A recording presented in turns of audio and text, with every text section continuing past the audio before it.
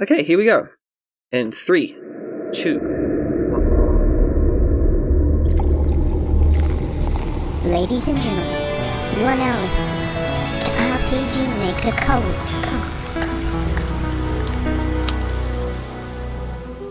Hey RPG Maker Cola listeners, welcome to RPG Maker Cola Season 2. This is your fizzy soda-filled source of content for game development opinions that mean very little in the grand scheme of things. It's your favourite RPG Maker podcast, RPG Maker Cola. I'm your host Benny, also known as Cash, also known as the Puzzle Snob, and this is the place for you. It's a chill space where we get together skilled developers from the RPG Maker community to chat cordially and occasionally non-cordially about game development, game design, and probably a whole bunch of unrelated other stuff too. It's casual, it's cool, it's cola. Today I have two guests who I'm extremely excited about. They both usually make games in teams, specifically the same team, specifically duos. Early on in my game development career, I noticed their games and the consistently high quality that they put out, both in the characters and the writing, the visual styles, everything polished. They also are quite prolific with many polished and influential games in their repertoire. So I'd like to introduce our first guest. They are a self-professed mapper and writer who tries to escape all other aspects of development as much as they can. I know them from their incredible game works in astute mapping and games like In Search of Immortality, The Grumpy Knight, Dead Moon Knight, the rest of the In Search of series, and many, many more games that would take me a long time to count. They're very prolific.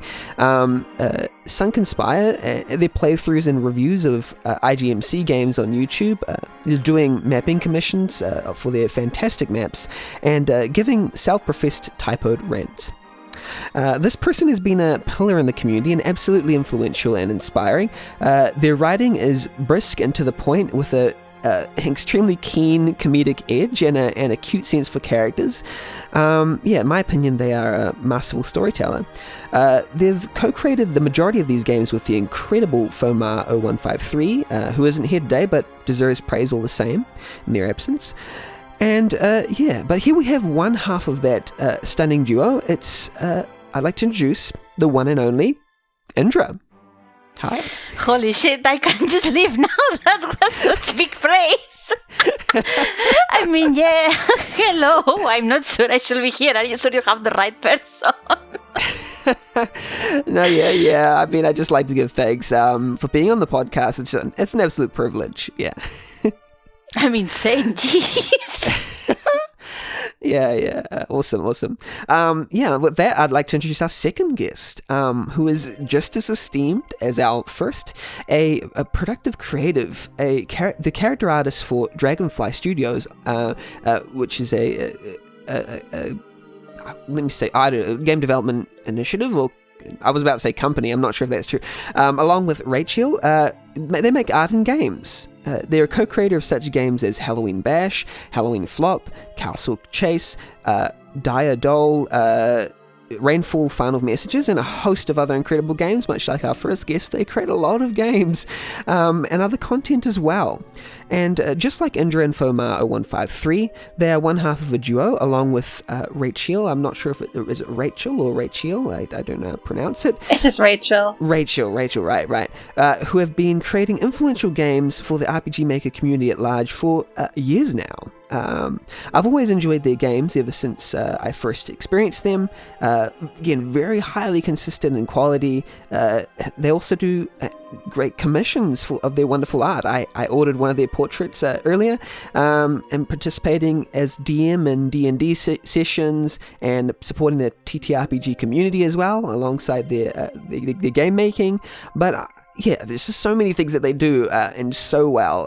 I am extremely privileged to introduce the incredible and amazing MakioKuta. Hello.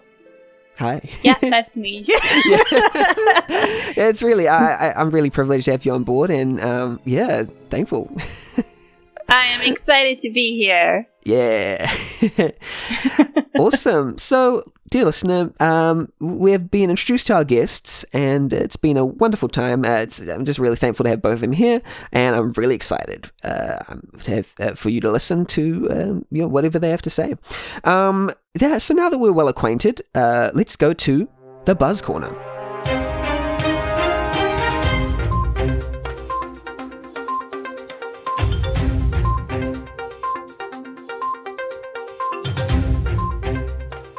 Welcome to the Buzz Corner. Here's the place where we talk about what RPG Maker games are gaining buzz at the moment. I've asked our guests if they can think of a game to bring one game they can to talk about that they're pretty interested in. It doesn't have to be old or new, it can be anything, despite the title, and they don't have to have played it either. It just has to have a game page or something that looks interesting to them. I, however, have played this one quite a while ago, actually. This is a game called Remnants of Isolation. It is by Team Isolation, who is made up of Unity, Red Nova, and Suze, to my recollection, and it's published by Degica after they won the IGMC, the very first one in 2014, I believe. It's the grand prize winner of the contest. So Remnants is a game that reminded me of sort of very sparse and kind of beer games with not much dialogue, because one of the two main characters does not speak at all. They are mute. Apparently a plague has been cursed upon the world and those who live on it, and those are born with the curse unwittingly sap the mana from the earth they stand in. So in order to prevent these abominations from draining away the world's lifeblood, they are locked away in a castle in an isolated dimension. It is in this castle that the cursed are to remain, removed from society so that their magic does not harm normal people. They are to be kept here for the rest of their miserable lives. At least that's the way it should have been. So you wake up as a young girl who was kept apart from the rest of the castle, and the magical barrier that prevented her escape dissipates, and she suddenly has freedom. And it's an escape sort of a game. But what really impressed me about this game, I think a lot of people may have been shocked. I don't know, they had this high expectation, it should be custom graphics and all this, but then when they looked at the graphics, they might have seen, it's all looks RTP style, but where it really shines is in the story and in the pacing and in the gameplay, and in the way that the story is told, bare bones. And it would only be later proven when I go to play Unity and Red Nova's other games that I start to, and Suze's, of course, a virtual grappy. I also love that. Just their sense that they're just exceptional at selling these stories of that have these deep themes and stuff, and also providing good survival gameplay and things like that. I just love the way that it's a two-player party, and they sort of play off each other in fusion elements and sort of thing. They're fusing their two styles together, and that sort of, the gameplay also really reflects the story in that way. I really loved Remnants of Isolation. I think it did deserve grand prize from what I played in that year. I ended up playing some of the others in that year, and I think it did deserve grand prize because it was just really good. Yeah, I've heard about it, but I'm a bad friend. I have not played it yet. In my defense, I never play RPG Maker games anymore unless they're bad for streaming. Unity and Suze. But all their other games though, it just kind of, this was my first exposure, I suppose, to both Unity and Red Nova, and then as I began to play their other stuff like Weird and Unfortunate, and I'm actually a big fan of Last Minute Gift by Unity. I really love that game, and other games by them, I just really enjoyed them. And Soul Sunder by Red Nova. So it's just it was just a peek into their skills. They're just really skilled at all that kind of stuff. And Unity and Suze are wonderful people. Sorry. I was going to say, I did play one of Red Nova's games. Playtested it for a bit, and then I ran out of time to keep playtesting it. Which one was that? I'm not familiar with Red Nova's work at all, honestly. I have played a few of the Unity games, which, bias. but I have not played this one specifically, but you mentioned pacing, I think. Blindly, because I have not played this specific game. But pacing, I feel is something that, I don't know if it's just me, but I don't feel like it's a skill on display for RPG Maker games often. It could be biased. I don't. Again, I'm totally terrible. Right. I don't play a lot of RPG Maker games, but good pacing is not something you. At least it happens to me, and granted, streaming a game is not the same as playing it on your own. The energy is different. But I feel like good pacing is, I'm not gonna say rare, but fairly uncommon. Because it's usually like, okay, now you have this entire dungeon and it's just fucking do the whole thing, and then there's 10 minutes of cutscene, and then I don't know, it's just one of those things. You're totally right. It's not something you see a lot in RPG so finding games. actually it being good, like as a comment, again, I have not played this specific one, but at least the other wars I've played by Unity don't have problems with pacing, as far as I remember, from the ones I've played. Yeah. So that's definitely a skill you don't see often.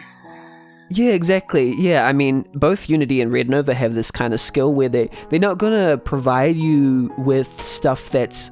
Well, like a lot of RPG Maker games will provide you with some stuff that I feel like it just keeps it goes between interesting and uninteresting, but I felt like the level of like the interestingness throughout was like quite high. Like if they exhaust an idea, or if there's a particularly long battle, then they'll know when to have like a down point, and they'll know when to bring it up and when to, like, you know, I guess it has a sense of flow to it, is what I'm saying. It's not a super long game either. It's like a few hours, I think, which is kind of how it works. Like, it reminded me of Eco. I think it was inspired a little bit by Eco, or ICO, the game, where it's kind of... Would not be surprised, no? That fits the bill. Characters and holding hands too. yeah, exactly. So I think that was a big influence in the development of the game. I thoroughly enjoyed this. It's on my eternal playlist. Prayer of the Faithless is the one I helped playtest years ago. Yeah, that's still in development. Yeah, that's like, I think that's got a release date of this year. Sometime this year they want to do the completed date. Oh, that's pretty exciting. Yeah. I kind of fell out of checking on it because I just got so busy with work. But I really enjoyed what I played in the testing demo stuff. And same thing, the pacing was good, so yeah.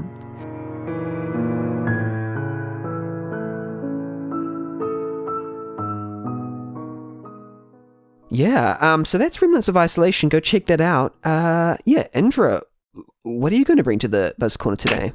It was the result of some conflict because Indrah does not play RPG Maker games anymore because it's a little shit. So we were wondering what the hell to even talk about on my side, and I was like, I don't know if it has to be RPG Maker games. Like, the most I haven't played that many that I will talk about positively. I'm not gonna fucking dump on a poor developer on a podcast. Negative Buzz Corner. Buzz Corner, this person is shit and you should make fun of them for it now. And I was like, I'm sure the first time I came here I talked about it, but I was like, if very briefly I can talk about like a few of the pretty much first games I played when I started recognizing RPG Maker games, which were like Eve and Yumeniki, which they're the most cliche fucking examples of favorite RPG Maker games. But I don't know, I still enjoy them. Like, I'm not one of those people that replace games yearly or bi-yearly. I know some people do that sort of thing, I do not. But I still remember them very fondly for different reasons. Like, in Eve, I mean, they're obviously really different games. For anyone that doesn't know what they are, which I hope if they're listening to this, Eve is a game about a young girl who goes to a museum with her parents and is transported to like a dream sort of realm. And it's a sort of mix of spooky and heartfelt stuff. Like, it's not really I'm not sure I will call it a scary game. It's not. It's a bit startling at most. It has a few like spooky moments, but it's not like focused on scaring you, I guess.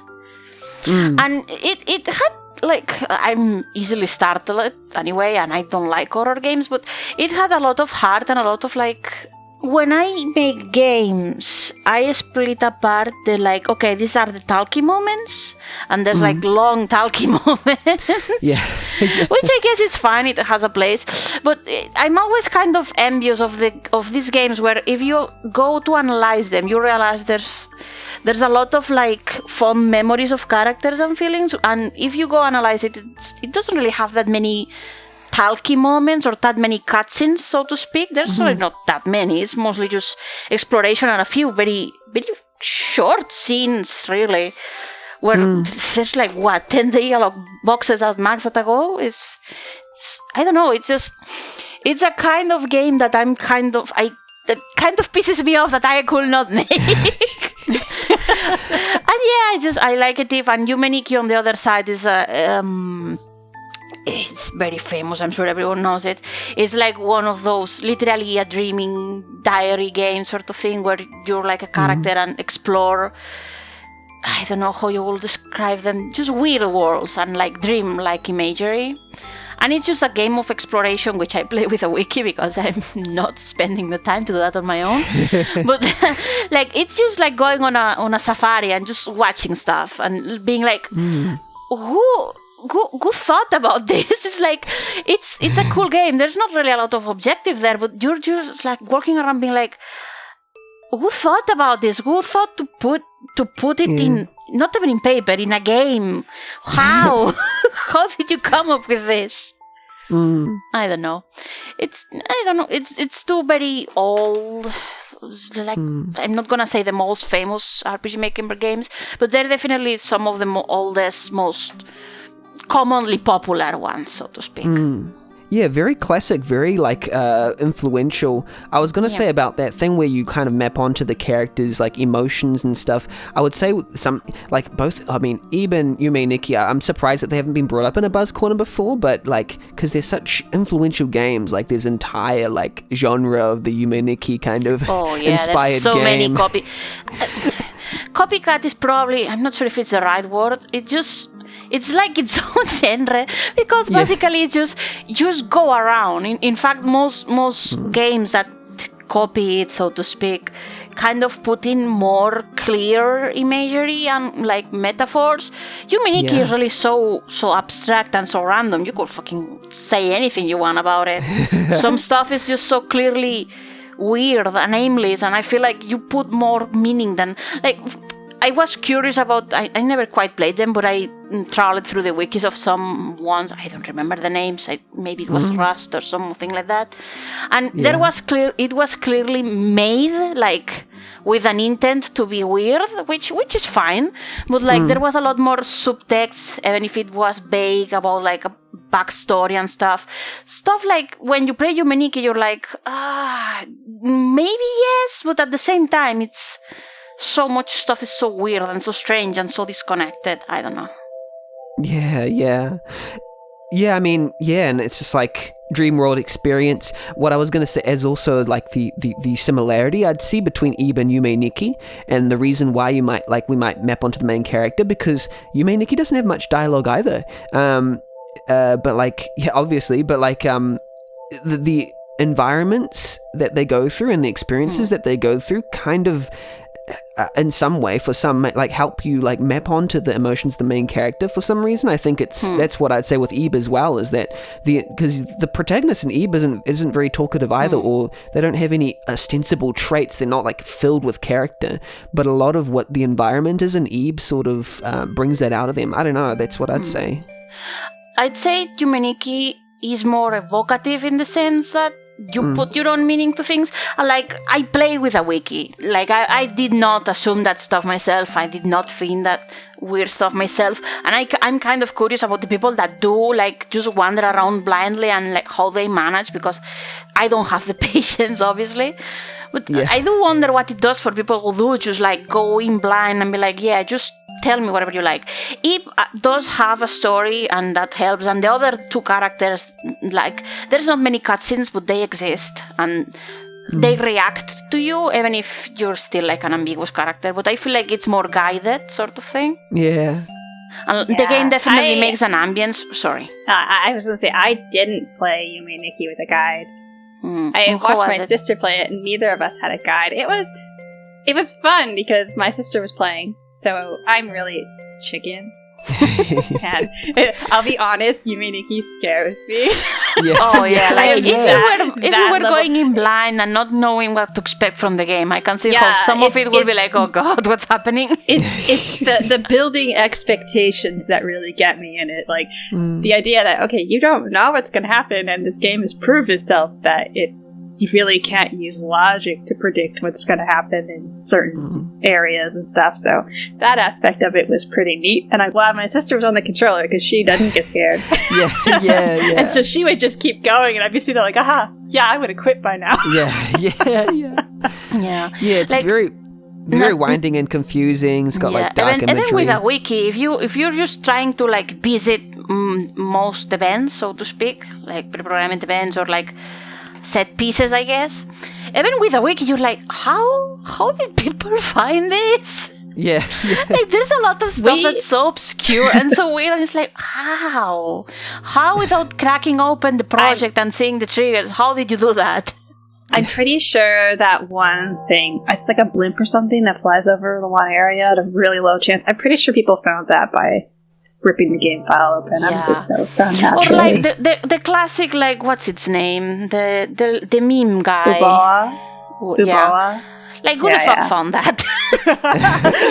Someone who was really bored one day, just sitting there and pressing the button on their controller Like, or their keyboard over and over. I can understand, like, someone just by sheer numbers, one person did that and found it by luck. Okay, but it's still so like. Even when you try to manually trigger it, it takes a while. It's like, oh, this is boring. Yeah. That's what really fascinates me about games like that, though. That have that random element. It doesn't work so much now because everything gets ripped apart so quickly. Yeah. But before that, and when the internet wasn't quite as established, and someone would post something like, I saw this, and they were like, that's fake. I never saw that. That didn't happen to me. Because it could only happen to that person at such a low chance. That kind of stuff is interesting.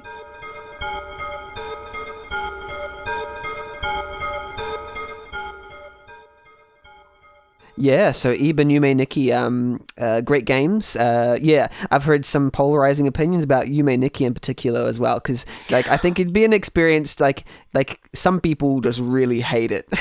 They really hate it. It's not. No, that's fair. Depending on your expectation on what a game should be, you could really not like it. Like, if I had played that game without a wiki, I would be like, play for 5 minutes and be like, okay, I'm lost, I give up. Yeah. Like, it's more of a, like, I guess people who just like put exploration for one, that's fine. But people who like, I forget the kinds of like, the game theory sort of thing, like people who want achievement, people who want like progress. There's a lot of not fulfilled things in there. Like achievement and progress, skewed. You're not gonna get that from Yume Nikki. A very different level of engagement. Yeah. Yeah. If you go into games for instant gratification, Yume Nikki is not your game. No. Yeah. Excellent. So, yeah, if you haven't played it, go ahead and try out Ib and Yume Nikki if you dare. Ib is probably the less polarizing one, but still just as influential. Yeah. How about yourself, Maki? What do you bring to the Buzz Corner today? Yeah, so speaking of Yume Nikki inspired games and Suze, we've talked about both of these things already. Yeah, it's connected. I'm bringing Yume Wiki to the table. A Yume Nikki inspired game without creepy stuff, and you play as a cute little guinea pig, and you take a little nap and wander around Suze's really beautiful maps. And that's the game. And you get to wear sunglasses. I haven't played it yet. I'm just looking through the screenshots, and I love that one is just like a black and white city with a fucking money raining down. Like, what? Yeah. What does the fucking fucking wiki thing want money for? I ask you. The money is one of the effects in the game. So I just turned that on anytime I wanted to feel cool. Just make it rain. So clearly it is inspired by Yume Nikki, being Yume Wiki by the virtue of the name. What's the feeling of this game? Have you played it? I did play it. I played the demo. I played it with a friend because I find these sorts of wandering around games more fun with another person. Nice. Yeah, it's not creepy, so I liked that about it. I don't know, to me, I liked seeing the different environments that she made, because I watched her kind of working on the game on the side, so for me it was fun to see it all together. Yeah, like this is I see this lovely screenshot where the guinea pig, they're just in like a little like cupboard, and there's stairs going up and down inside the cupboard, and that's the little pen, and that's where you go to sleep, and then you dream about all the other stuff, just like you, Nikki. Except you, Suze, if you're listening to me, why can't I drink from the water bottle? Yeah. That's all I want to do. Yeah. One big sip is up in here. I mean, but the most important part of the game is you do have a button that you can just make little guinea pig wiki noises. It's very entertaining. Yeah, it's cute. Yeah, yeah, and I see all the shadow work as well. The shadows look lovely. The shadows are not always something that I look at an RPG Maker game and go, that looks nice. Yeah, they're usually the things that I go, get those shadows out of here. But yeah, and I guess there's like the non-linear, I suppose, exploration that I think you'd expect, but probably not as nearly as abstract as you may Nikki. They'll just be like quite concrete worlds, I suppose, and like more emphasizing the cuteness of it all, I guess, yeah, and the art. Yeah, I think the art's a big emphasis, personally, but then I'm an artist, so maybe that's why I feel that way. No, I can every see time that I too. every time I went to another world, it's like, oh, look at this is cute. Yeah, I think people who like appreciate like really like good looking art and tile sets and like all that kind of stuff will probably appreciate this game, because you can just go through a world that looks and really nice, and you get to play as a guinea pig, and I think that is a big audience, you know. It's yeah, it's a bigger audience than one might think. Yes. Yeah, so go play Yume Wiki. Looks great. And yes, I one thing I'll just say, I just really love, in general, Suze's sense of humor. I see them like post stuff throughout like RMN and stuff. Yeah, and just like the little comments and little sarcastic stuff. So I'd love to see, like, I don't know if there's much of that displayed in the game, but I think they've got a great sense of like quips and like wit and stuff like that. I think I haven't played yet like Faxanadog and Lobster Quest, which they created earlier as well, but like apparently they're quite funny, and I just appreciate their sense of humor. So go check that out, Yume Wiki by Suze. All right, so that's the Buzz Corner. We're finished with that. Yeah, that's gone. And now we're going to move on to our next section. We've been playing games. Maybe?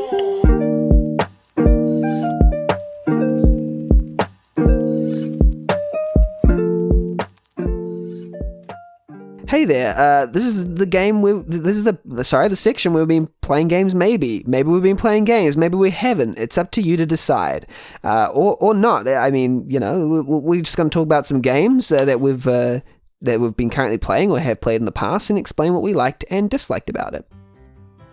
Now, I played this game on stream late at night for most people, like, because I live in the New Zealand time zone, so, like, when it's, like, 7 p.m. for me, it's, like, midnight for, like, most of America, so, like, people who tuned in weren't the usual. There was, I think, Ghost Hunter, who made Grimm's Hollow, she popped in, and others who, like, it was just, like, it felt really nice to stream this game, a short hike. It's a game where you hike, climb, and soar through the peaceful mountainside landscapes of Hawke Peak Provincial Park as you make your way to the summit. And you play as an anthropomorphic little birdie.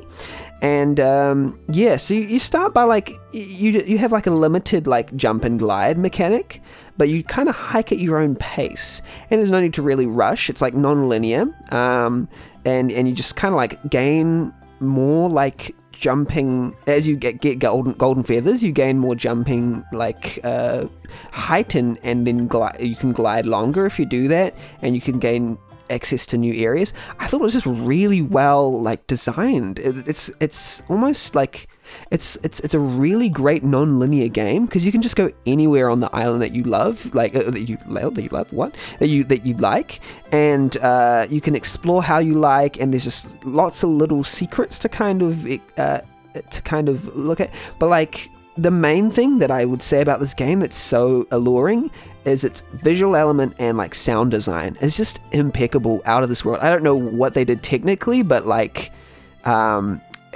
I don't know how to describe the visual style of A Short Hike, except to say that it's been like pixelized to some point, and it's like in cute 3D. But it's been reduced in resolution to like, it looks, I actually don't know how to describe it, but it just looks really good for some reason. They've done some visual trickery to make it look completely unique and lovely, and I really enjoyed this game. I suppose some people have also compared it to like Breath of the Wild as well. I don't know in which way. I think it's like, but like condensed down to a single island, because it's just so non-linear and you can kind of explore it how you want, and you just gain access to new areas organically by gaining jump and glide speed. Yeah, I love this game. A Short Hike, I recommend it to anyone. Mm-hmm. I have never heard of this game, but it looks very cute. Same. It does look like... It's 2D, 3D. It's very... My only I obviously don't know the game, but my only, looking at the screenshots and stuff, my only problem with this sort of game is like, if they don't have some sort of point to the exploration, which I don't know if it does, I kind of get tired easily of them, because there's no like core loop mechanic, and I don't know, they can work. I just need some reason to actually explore. Yeah, well, actually, the good thing, like, I thought that similarly going in, and it's actually very gameplay based. So it's like, it looks like one of those ones where it's like, okay, is there much gameplay in here? Is there much fun to be had? But there's actually some, tricky maneuvers and stuff, and the main objective is to get to the very top. But you can't right now because you can't jump that high to get to places that you need to go. So you need to like find ways to glide to like spots, like you glide to the way I describe, I don't know if you've played like Spyro games, like the early Spyro games. It's kind of similar. Not personally, but I've seen the feel, I guess. Yeah. So like with Spyro games, early Spyro games, you unlocked like gliding abilities to get to like new places, new like levels and like ledges and stuff. Yeah, so that's what it kind of feels like. It unlocks new places, like a sort of like Metroidvania or something. New places as you get more abilities. Yeah. But it does it a really cool way. I don't know. I'd just this kind of game I encourage to everyone. It's very short as well, so like it's not like a massive time sink. So I encourage. I mean, I think it's a great game. But yeah.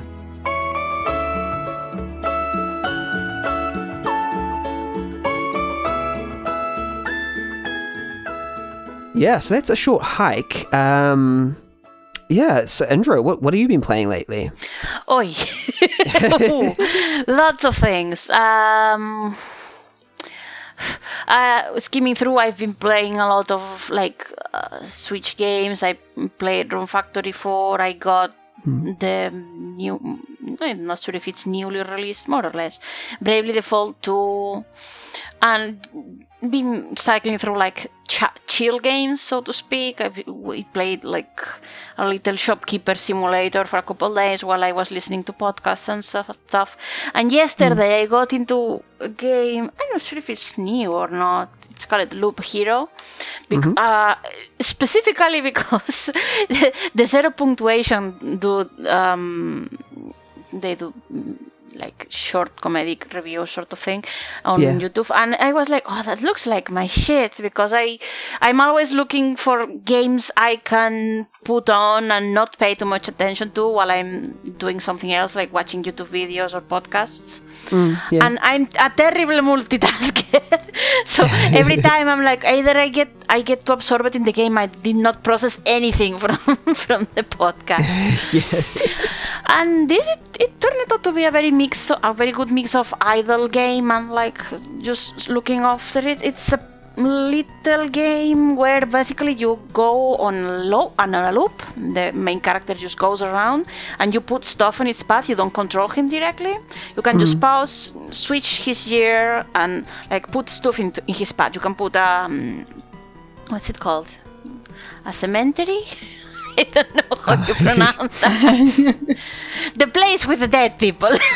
Yeah, it's not yeah. cemetery. And Cemetery every 3 graveyard. days, skeletons emerge. You can put down mountains to get more HP, forests to recover HP every day. Certain combinations of tiles do different effects.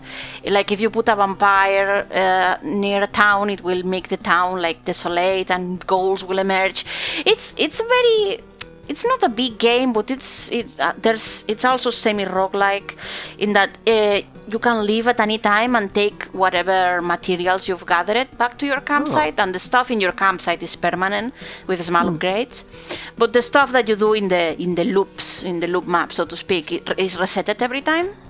And there's different classes, different weapons. There's not a lot of customization, but a lot of little things to keep you going. Like, okay, what am I working to next? This, okay, I'm gonna build this thing that unlocks the necromancer job. I'm gonna gather this stuff, and I don't know, it's really addicting. I really like the pixel style graphics, they're very cute. The only thing I'm not such a fan about is that you have to kind of micromanage the equipment, and it's kind of hard to see what's the best options, and there's a lot of different substats and they are random. But I'm having a lot of fun with it, especially because it's excellent for you just leave it playing, and once it completes a loop or get some nice new tiles to place, you do it and then leave him go wild. Meanwhile, you just do your thing. I don't know. Yeah. I'm always on the lookout for games like that, because I have a burning desire to not just sit and watch YouTube unless I'm eating, because I get antsy, I should be doing something. Yeah. Yeah, one of those. So it's almost like a semi-idle game, it's you can leave it idle if you want, but then you can dive into it and optimize it if you'd like as well, sort of thing. It's kind of how you have to kind of be paying attention a little bit, because you can get into deep shit if you if you have a few bad encounters. But especially when you're more or less set, you can go a couple minutes without really looking at it.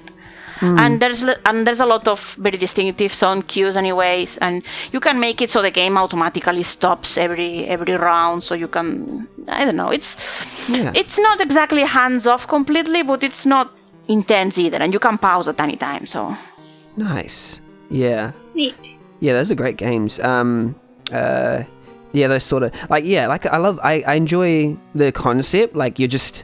You set a hero on a loop, around an adventure that just goes round and round, and I think that's really funny. But also, it's actually it's got some, I was going to say puzzle elements. It's got some zoning, what tiles you place and how you place them has importance, because some of them combine with others. Some of them, especially the enemies can start to clump up, and the battles get a lot harder against multiple enemies. Yeah. I don't know, that sort of stuff. I'm also really happy that a game that looks like this and has such a unique concept is also quite popular. It was released on 5th of March this year. It's a month ago, not too long ago. Or I don't know if it had early access before that. But it's got lots of reviews, and it's get lots of sales. It's I'm by wow. Devolver Digital, isn't that? I think they're fairly famous. I forget what they put out usually.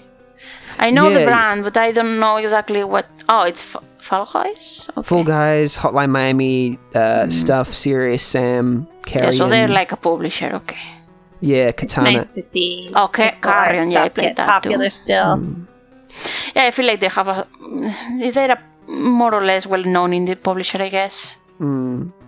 But I think I enjoy that they take risks as well. Oh, they have Grease, they have Ape Out. They have some really nice games. I think they also, if you remember, Always Sometimes Monsters, they originally published that as well. Oh, I see. Interesting publisher. Yeah, so I just appreciate this game is successful, because I would, in another world, I would imagine that it goes completely unnoticed, and I'd be very sad, because this is original games that you need. It feels like it's kind of too, I don't know. But I feel like its presentation alone will kind of draw to you to be what is that? Because the pixel art is very good. Yeah, It is very good pixel art. It's very gritty. At least on the visual aspect, it's pixel style. Yes, that doesn't appeal to everyone, but at least I will be curious of what is that? Yeah. Well, I think also like I think people still appreciate pixel art quite a lot, and I think I like that. Like people haven't got sick of it, you know. Yeah. I mean, there's definitely like a group of people that still do. Yeah. I don't think a lot of younger players are as drawn to pixel art, because I know I've read in the past people say there's a lot of challenges in how you price a pixel art game, because people don't want to pay big money for something that looks dated.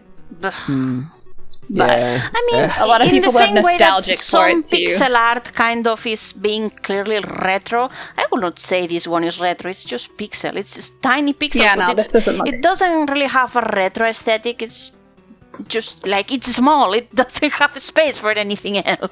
Yeah. Yeah, true. It looks cute. Yeah. It's Loop Hero. I do want to play this. Like, I actually do want to like buy it. Yeah, like I was watching the.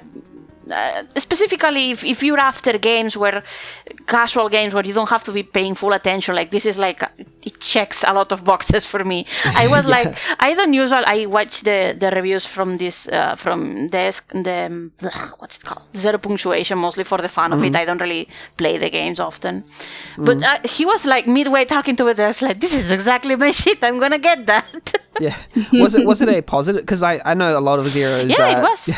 Because like it was, which is weird that Evan, because he saw this fucking destroyer. Yeah, you know, when Zero Punctuation is a positive thing to say about a game, it's like, you know, oh, this might be, you know, like one of the good ones, because they don't, you know, they're not usually, yeah. Yeah, it wasn't full positive, but yeah, it was mostly positive, which it was surprising in its own. But yeah, it's a very it's a very unassuming game. Like, it knows what it is. It's like, okay, this is what you do. It's very hands off most of the thing. There's no. It removes the wall. Okay, press attack on this one. No, it does it on its own, and it's like a little management game, I guess you could call it. Yeah. I don't know. It's just very. It's got a nice and simple like gameplay loop, and the graphics and visuals are very nice too. And I know I like the rhythm of it so far.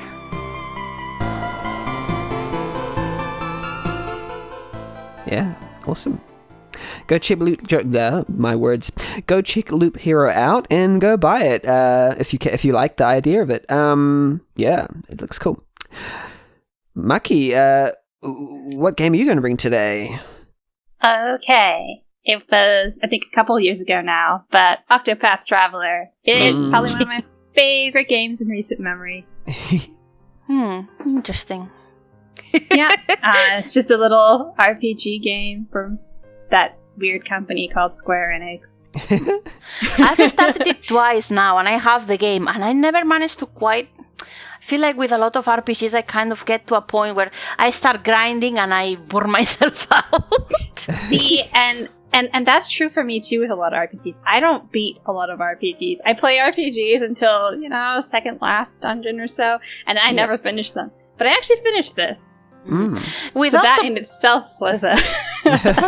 With Octopath, my problem was that I'm dumb. I try to fucking max everyone out for no good reason. I'm like, we just start grinding. And grinding in Octopath is kind of long and tedious because I was grinding for no reason. I was doing all classes to all characters. And I was like, why am I doing this? You're grinding wrong then. You have to grind the right way. And it's not a short game either. It's like, apparently like, at least 60 hours, I suppose. Yeah, 50, 60 hours. Which again, I don't usually last that long in games. Yeah. Yeah, I usually choose short games now, but like, this has got enough praise from people that I'm like, okay, it's at least on my list, but like, I don't know if I'd get to it anytime soon because of its length, but like, enough people have gone, this is exactly my type of game. I'm like, okay, maybe it's got something. It's got a very aggressive sort of lighting system as well. It's like find it very interesting. I'm not a fan of it, graphics wise, I love the pixel art, but I'm not a fan of the blue lighting. But I wish you could turn it off. It's so weird. Especially, like the rest of on the environment, it's not so bad, but the lamp effect on your character is so... It's like, God, turn it off. It's a little harsh. It's one of the few 2D like high pixel art RPGs that I see it has bloom in its lighting.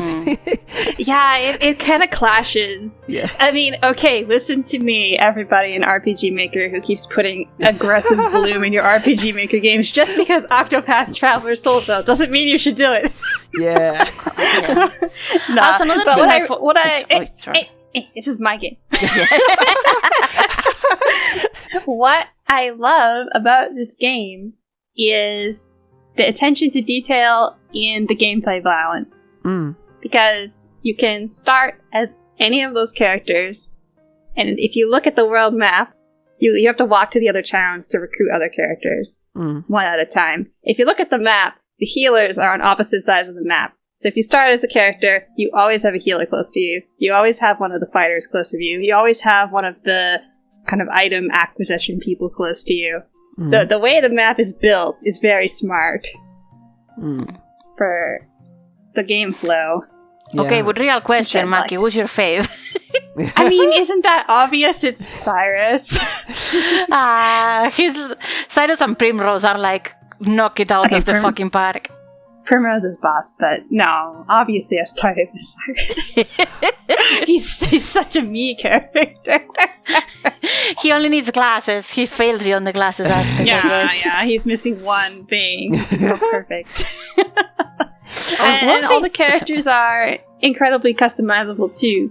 You can play the game in your own, because once you get far enough, you unlock secondary classes, and you can assign a secondary class to anybody, and then you kind of combine those classes and you can make them in your own kind of unique ways, which is also nice. And the game is also balanced to handle that, which is pretty neat.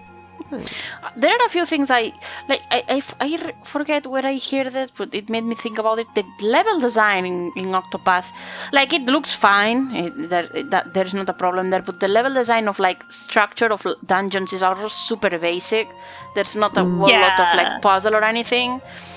And there were a couple things. The very popular one that everyone knows is that there's no really talk between characters. There's very, very little.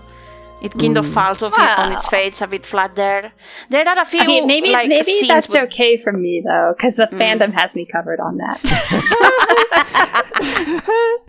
Yeah. I was also wondering about like the structure of it, like, because there's like, I mean, I think it's in the name, right? Octopath Traveler. There's like, is like 8 different, like, it's almost like a short story kind of like running parallel to each other. Is that how it works? Yeah, there's 8 characters, and they all have their own a number stories. of chapters, I think. Yeah, each character has, I think it's, I forget how many chapters maybe? each. I think 4. But there's so many 8s in the game. I'm like, is it really not 8? But yeah, and you can progress those in any order you want. But you should really do level wise. You should do the chapter 1 for everyone, and chapter 2 for everyone, and then there's kind of like a big hurrah at the end where you actually get to see how those different stories were intersecting in the background to lead up to the big end thing, which was nice. I was wondering how effective that structure. Did it work well? I think it worked well because they used it smartly. Again, the balance of the game where you start with just one character, but every enemy in the game has different weaknesses to different weapon types and magic types. And the way the enemy mapped out, they're very good at matching your character you have to what enemies are in the area around that character. And then around the next character you get. So you're never feeling, even when, it's really hard when you have one character, and it gets easier as you get more, but story-wise, I think that turns a lot of people off, but it's not as connected. Yeah, like for the first chapter, but I feel like again, it will be a lot of time and work, obviously, but I feel like they should just have, in from the second chapter or onwards, they should just have made it possible for them to interact, since you obviously will have the other characters. I mean, like, come on, they're clearly there. You do get the little scenes in the bar, though. But it's so small, and you only get one. Yes, I love those scraps. Give them to me. Yeah, but the problem is that I don't want them to be scraps. I want them to be part of the meal. Give me more. Yeah.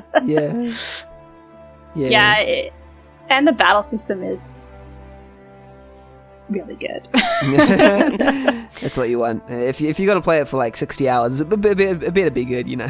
It better be. Yeah. But that's nice to hear, actually, that it does deliver on that front.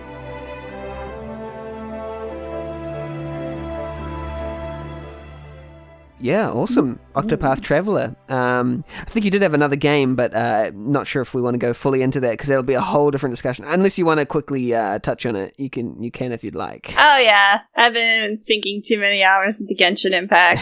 Who hasn't? I haven't played for a while and I'm too scared to go back to it now. It's like, oh no, there's like an event going on and more content. Not a full expansion with the next area or anything. But oh god, I'm too scared of going back to spending like 3 hours a day just doing dailies and shit. It's like, oh god, please rid me of this evil.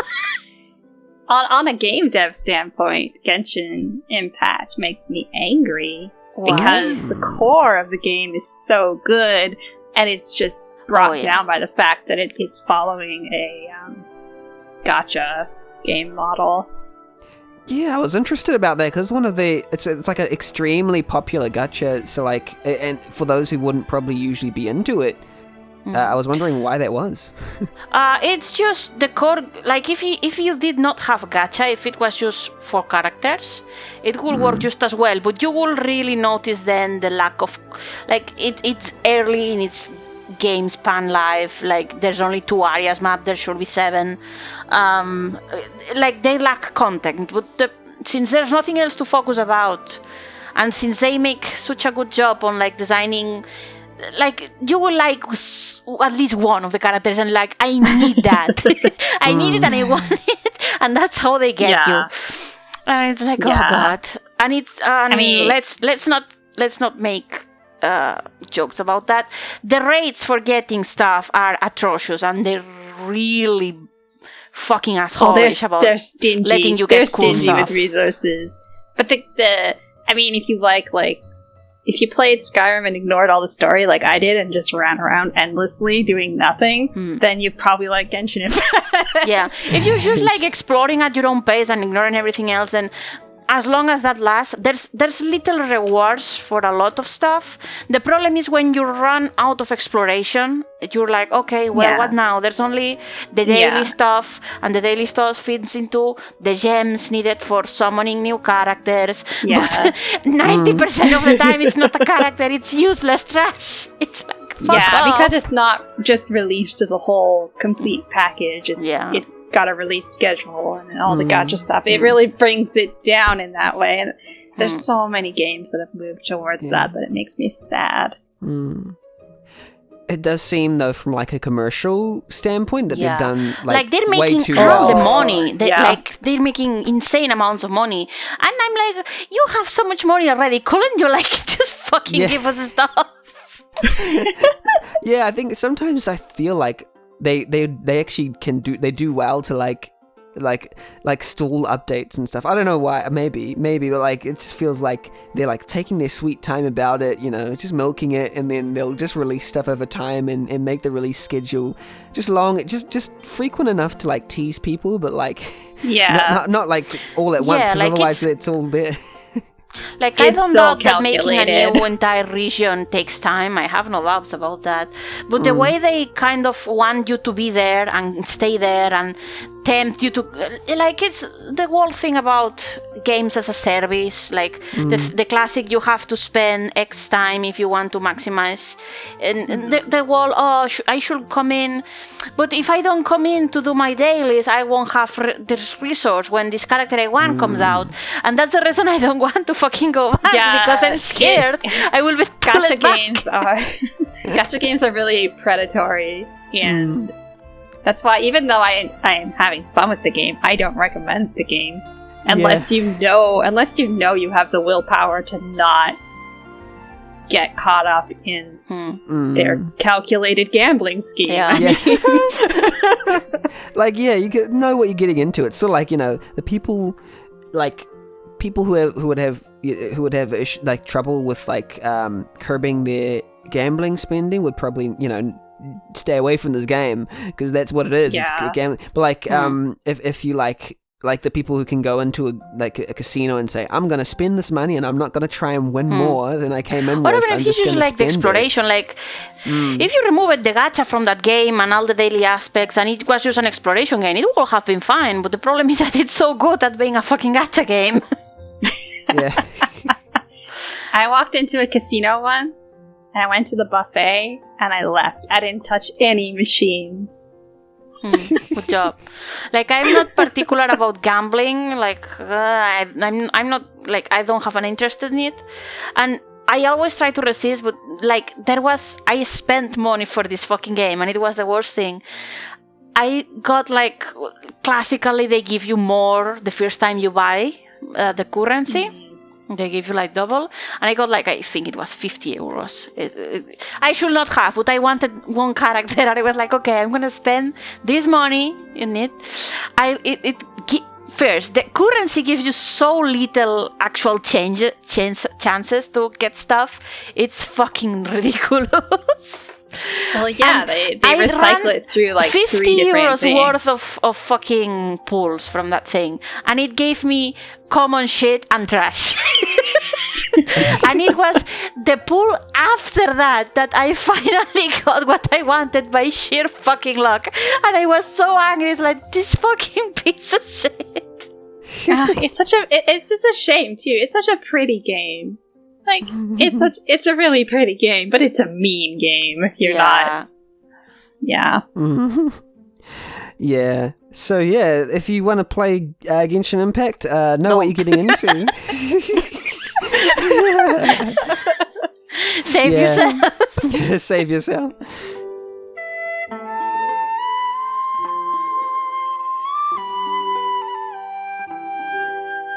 Yeah, excellent. So yeah, let's go play a short hike, Loop Hero, and Genshin Impact, and Octopath. Octopath Traveler. Yeah. Yeah, it just came out on Xbox too, I believe, or it's coming out soon. Yeah, no, it just came out on Xbox One, Octopath. Awesome. Cool. So that's the games we've been playing. Yeah, it's hopefully that was really that was interesting to me to learn all that.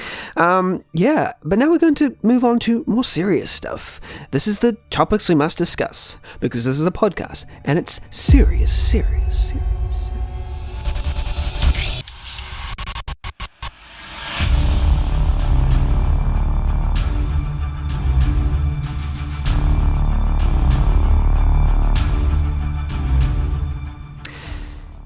Welcome. Here's the part of the podcast where we ask the serious questions.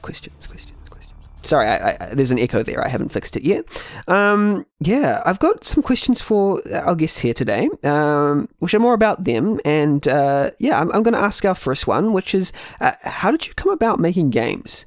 And if it's RPG Maker, how did you discover the engine? Or, if it's other engines, you can do that too. And what's basically your story? Should we start with Maki? Okay, it's a long story. So, I started making games before I realized I was making games on, like, paper with a pencil. Yeah. With my sister. I always liked playing with my sister, so I would do little stupid things to entertain her, and MS Paint and pencils. I made a Digimon dating sim on paper. There was a character profile on different sheets of paper. Did you, as a human, date the Digimons? Did the Digimons date the Digimons? What the fuck was that? No. You were dating the characters from the TV show. Oh, okay. Yeah. But we did do before that a Pokemon game where, like, I drew all the battles out on paper, and she would tell me what she'd want to do, and I would tell her kind of the results. And at the time, I certainly didn't know I was making games and also kind of DMing. Then, I did it in MS Paint. I would draw this she loved Lion King. I draw this little hyena character, and it would move through a randomly generated dungeon, aka I made the dungeon as I was moving the character where she wanted me to move it. She had hearts, HP up at the top, and I'd copy, paste, and delete her HP as she got hit. Like, that is my game dev start. And then one day, I walked into one of those kind of like import game stores with my parents, and there in the case behind the cash register was the PS1 version of RPG Maker. And I'm like, I want that. And my mom said, that's $100. You're not getting that. and we left. But I guess I'm a daddy's girl, and my dad didn't mind pirating things back then, so he got me that in a different way. And that was my first exposure to RPG Maker. And I boot that up and had no idea what I was doing. Which version was that, sorry? The PS1, PlayStation 1. Oh, pirated on the PS1. Mm-hmm. Yeah, that wow. chunky, horrible program. Yeah, I didn't know what I was doing. I went online and I was trying to find guides for it. I couldn't find guides for it. I just kept finding guides for RPG Maker 2000. But I downloaded those and I printed off all of the guides on computer paper. Oh, wow. And I used that. And I learned about switches. I learned about variables and all that kind of stuff while reading the 2K documents. And I applied that to the PS1 and quickly learned that the PS1 version didn't have very good switch handling. I don't think I could actually make a treasure chest. It is such a horrible program. You literally had to save a sprite. It took up almost a whole memory card. So I have one of those 32 slot Mad Catz memory cards. And I would just save one character to one slot of the memory card. Then eventually I got 2K3. And yeah, I didn't have 2K for a long time. I don't think I got it till they actually re-released it. Oh, wow. So I had that Don Miguel pirated 2K3. Yeah. Yeah, and if anyone wants to hear, we've actually got an episode with Don Miguel, which would have been released by the time of this podcast releases. So after this one, listen, you can go check that out, Don Miguel episode. Nice. Yeah, so 2K3, and then you went from there, sort of thing. Yeah. Yeah, nothing I made in 2K3 was any good. What was your It was first game? again. Like, what engine was it? Like the first you released? The first one I released? Actually, that would be Castle Chase, so I think it was VX. Yeah, it was VX. Castle Chase was the first thing we actually put out. Yeah. Yeah. And it was for like a contest too, right? Yeah. And contest doing God's work. Fucking forcing people to release things now. Contests are great. Honestly, I love contests. Yeah. No, I at that point I had already met Rach, and we had been working on Ethereal Dreams before that. So I guess the demo for Ethereal Dreams probably came out first. Yeah, that's funny because I also started with I can't remember whether it was 2K or 2K3, one of them. But I was just making little stuff that was like really bad. I made lots of really bad little half games, not even half games, like 5 to 10 minute experiences before a contest came along, and I went, okay, I'm going to try this out. And it was, similarly using, I think it was either VX or VX Ace, that I finally released something for a contest. So it's similar, contests and jams can bring it out of people, I think. I think so too. Because you have that deadline, you have to get it done. Now, most of my stuff in 2K3 was like in jokes with my friends, and just stuff for them to play. We were the characters in the game. Yeah, they are long gone now, where they should be buried in time. And then I met Rachel in university. And with 2 other friends, we were like, we're gonna make a game. And I'm like, oh yeah, I have this program, RPG Maker, let's make a game. And there was 4 of us. That's why it's Dragonfly Studios, because each wing of the dragonfly is color-coded off our favorite color. Oh. Yeah. And then 2 of them don't make games anymore. They never really got, we made characters and stuff, but that was as far as that got. But me and Rach, we clung on to it, and yeah. Nice. That's where it is. That's my origin story. Cool. Just went from there. How about yourself, Indrah? How did you get involved? My origin in story is shrouded in mystery in the way that I don't fucking remember any of it. It's Like my also memory buried in is time. legendarily bad. The classic. I fucked around with a lot of versions. Like probably the first versions I ever touched was probably the 2001. Don't ask me anything about it. Probably just got it, played around with it for 5 minutes at a time, and did not understand how anything worked. I think the first time I started actually doing like the merest hints of actual work on it was on like XP. I remember trying to do like sort of farming sim stuff. The other day I was vaguely remember trying to program it so that when you no, it was like a copy of Princess Maker. That was it. I was trying. I remember the image of in XP trying to event that when you defeat an enemy, it asks you what to do. If you like forgive it or to increase your stats or like kill it, stuff like that, and having to do a bunch of like make it immortal, then fucking when it's at 0 HP as what you want to do. Like, but whenever I probably did a bunch of planning for little maps and stuff for various projects, but I never really got far with it. It's eventually the absolutely first thing I released was like for a cutscene. It was just a cutscene. It was like 5 minutes. It was for a cutscene contest. Yeah. Was it Ace? Was it Ace or MBX? I don't remember. I think it was. What the fuck was it? I think it was Ace because it used the one of the sprites from it was Ace because it used a sprite from Ace and you could not use it and I had to change it last moment, and it was just a cutscene and it was disqualified from the contest, so fuck me, I guess. But I was really proud of it at the time, and after that I started making games in Ace too with at first I wasn't alone. A friend that I'm not really don't talk with anymore. He never was into RPG Maker really. He just helped me because he did Dungeons and Dragons too and knew his stuff. He was a bit older. He helped me with gameplay then. And I made I forget. Oh, FOMA's gonna kill me. I forget if I think I started doing also for a fucking contest. I think I started doing In Search of Dragons first, and then I met FOMA. Oh God, he's gonna kill me when I get it wrong.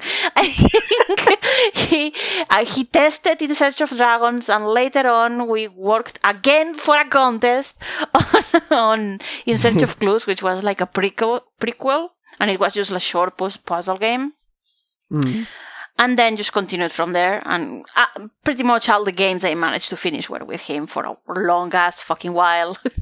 Yeah. And the rest is history, just making a bunch of games, mostly for contests.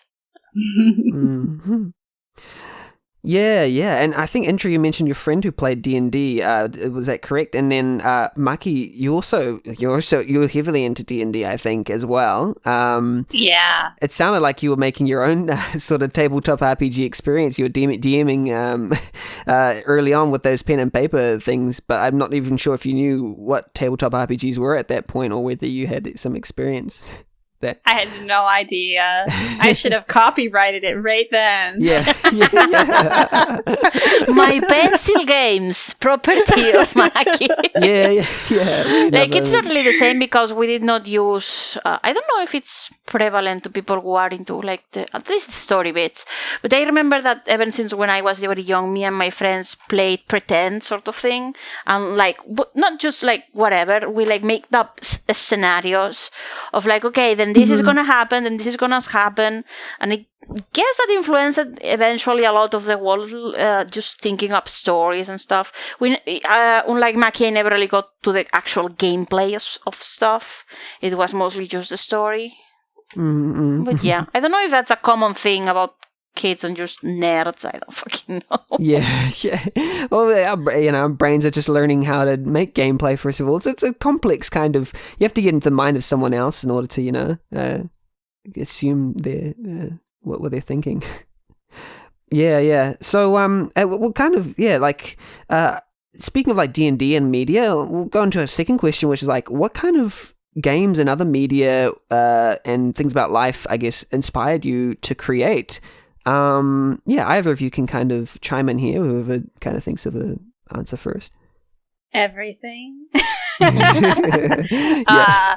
But the first game that probably made me interested in games a whole lot was Fairy Tale Adventure. I think on the Commodore 64. I think it was Commodore 64. I don't think it was the Amiga. I'm gonna check that.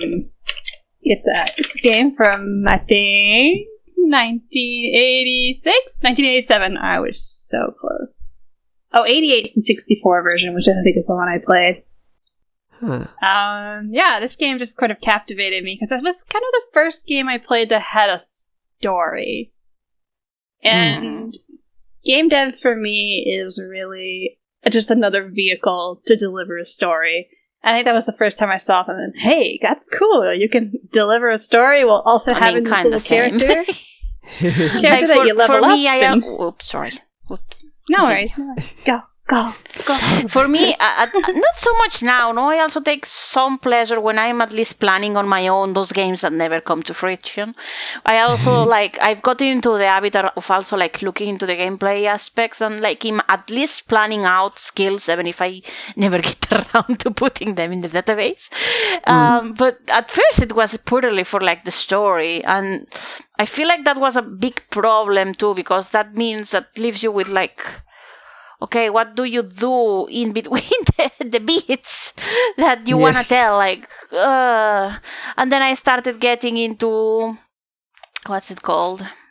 Into the mapping, and it was all about making the locations and write the story around it. It's, I'm kind of obsessive about that shit. Okay, I want to have this whole area. Okay, but what's going to happen in there? Who cares? Just put it in there. Yeah. Yeah, any other Disgaea. The entire Disgaea series sort of influences the sense of humor in my own games. I feel. Yeah, that's very interesting. And Indrah, yourself, what kind of influences your games? I could not tell you. I guess just in general, I'm gonna sound like a fucking weeb. I didn't necessarily start playing games properly, so to speak. I had no fucking clue what I was doing until I was at least 12 or so on the computer and shit. I mostly played pretend with I had paper dolls, I have fucking Barbies, I made my own stories with the plastic dinosaurs, that sort of thing. Oh, yeah, I did all that stuff too. My Barbies had a crazy, soap opera long storyline. I remember there was deaths and broken limbs. Yeah. I remember I was really weird among my peers with the Barbies because I had an aberrant number of male Barbies, dolls. But I need males. I need more actors for my rooster, damn it. I had 3 or 4 of them, which was weird because I remember when you were talking about it with your female friends for the Barbies, what the fuck? Why do you have that? You could do what I do, and I just had the Teenage Mutant Ninja Turtle action figures also in the same world. Yeah. And I guess, those made-up stories with, the toys and stuff, I guess that was one of the allures of tabletop RPGs and D&D, is that you're essentially, sort of collaboratively playing story-making with others. You're allowed to do it as adults, with rules and structures to help ground in reality, but that's essentially what I'd say is, a collaborative, bringing back that kind of freedom of storytelling, but collaboratively, yeah. Yeah, collaborative storytelling is great because you get so many different angles and minds thrown at you. You're okay, well, I have to work with that now. That's not what I normally work with, so that's kind of cool.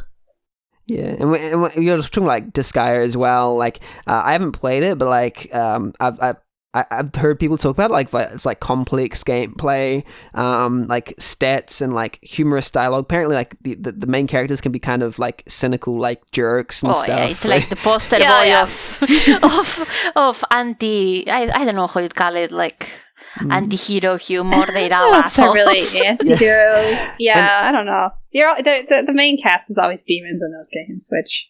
Yeah, like they play into the stereotypes and make fun of the stereotypes, and it's now you could call it a bit basic because it's become more common, but at this time it was like original enough. It's just one of the first times that I saw that kind of comedy in a game. I think like media references and just funny and jokes and stuff. And I'm like, oh, that's what I want to do, and so that's what I did. Yeah. I was going to say that's mine now. I'm claiming it.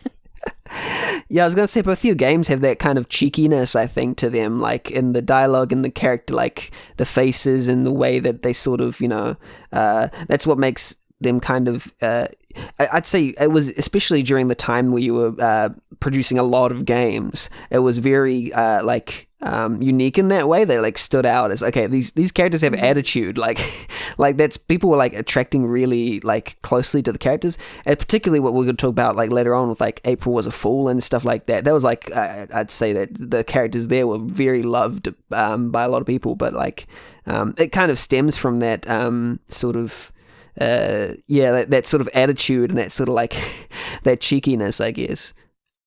Yeah.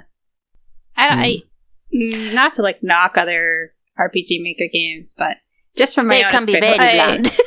Yeah. I haven't played a lot of recent demos, but I used to be really active on the forums, and I would play all kinds of demos just because I wanted to make more friends. So I would play games and comment on them, and there's a lot of really dry characters, and it's like people are missing.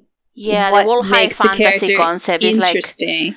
That's not even high fantasy. Like a lot of times, it's clear they had character personalities in mind, but they didn't know how to naturally write that personality. Yeah, I always used to like watch like Indra's like playthroughs and stuff, and the thing that she would that keep saying was conveyance like of the characters, and like it's not really like it's like you have to like bring across what's it called exposition and stuff, but like have it naturally through the characters at the same time. Have your character moments and keep it interesting, keep it lively, and that was one of the main things I was sensing. It was like a lot of them are just dry Yeah, I think there's a lot of people think, well, I know my character.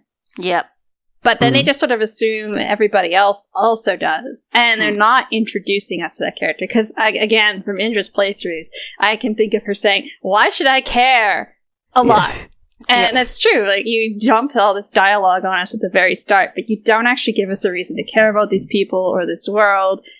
And then that's kind of a bummer. I'd like to know these people. I'd like to know why I care about these people. And to me, that's important. I want to be able to convey that like, to there's the a player. clear difference between some games, I'm gonna be mean, clearly have just very poor dialogue. That's okay. They have to learn. That's cool. But some don't necessarily have like poorly constructed dialogue. It's just so dry. Especially I've especially found that in the more, I'm gonna say it, serious games, which, fine, part of it is due to taste. I'm not particularly into serious games, that's okay. But a lot of it was like the stigma of like serious game, high fantasy, especially the high fantasy ones with very like political intrigue, or like, I don't know, it's just kind of dull and dry, and oh god, please just fucking spice it up a bit. or the dreaded exposition dump, where they just sit you down and you're like, oh god, just shoot me. As soon as you see scrolling text on the screen, I just check out. It's like, there are 7 nations, and they're each named red, blue, green, and they all have 2 princesses, and their names are this, and I'm like, oh, I really don't care yet. Be interested in my world and my lore before I let you buy into it. Because obviously you are as interested in my world as I am. Oh no! You see a lot of that in people's games. I absolutely have. I was gonna say had, but I still have it. problem where, especially for the intros, like, the intros are hard, damn it. It's like, okay, what do I put in?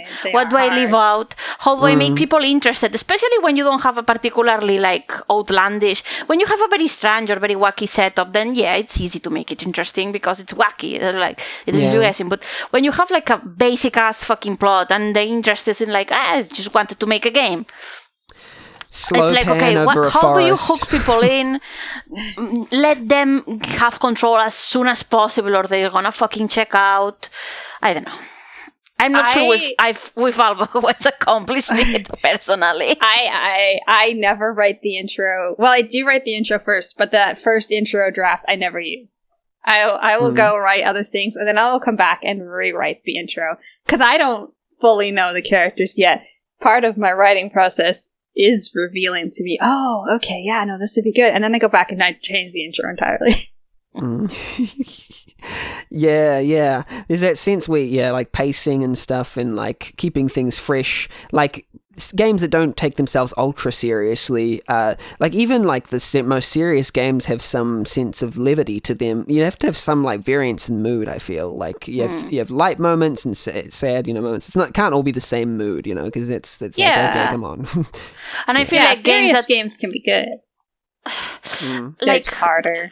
I was going to say political intrigue dependency, but again, it's not my thing, so I can understand why it doesn't appeal to me. But even then, it's like, I don't know, even Game of Thrones has jokes, damn it. It has moments of just them fucking around, like, or whatever. And some of these games are clearly made, like, I remember at least a couple, I'm not going to name them, that took themselves so seriously. And it was like, no, this is serious. This is what's happening. Or with tragedies. But you're seeing it with fucking tiny-ass 32 pixel sprites. And it's like, I can't fucking take it seriously like this. Come on, man.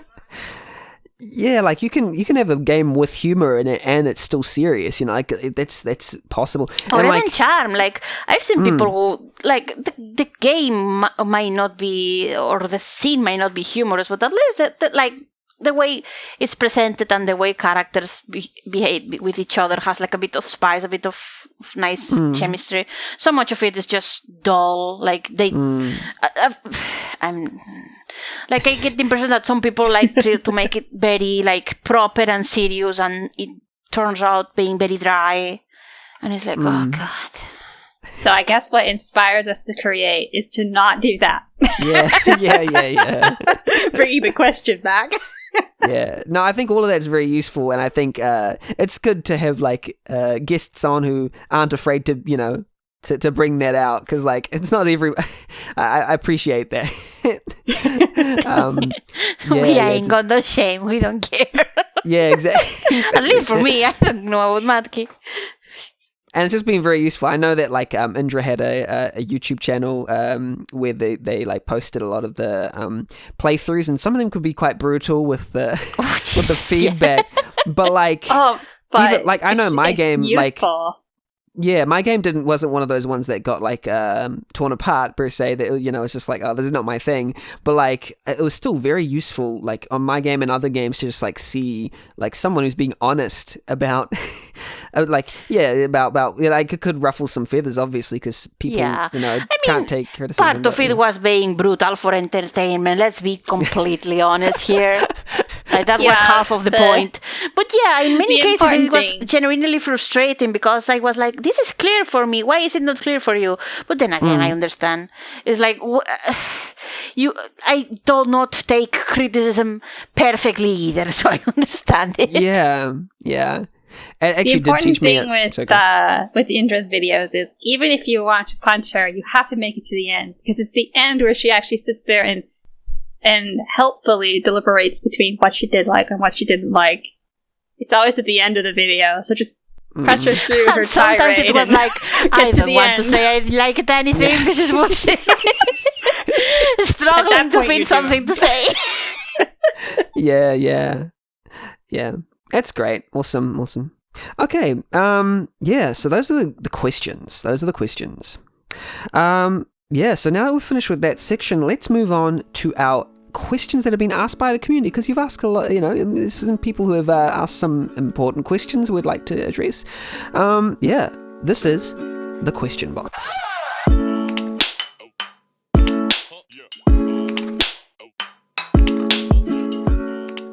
Welcome to the question box. Every episode I send out a call out for questions to each of our guests. And this is a segment where RPG Maker community users ask questions related to game dev and design that we probably don't know the answers to, but we'll try.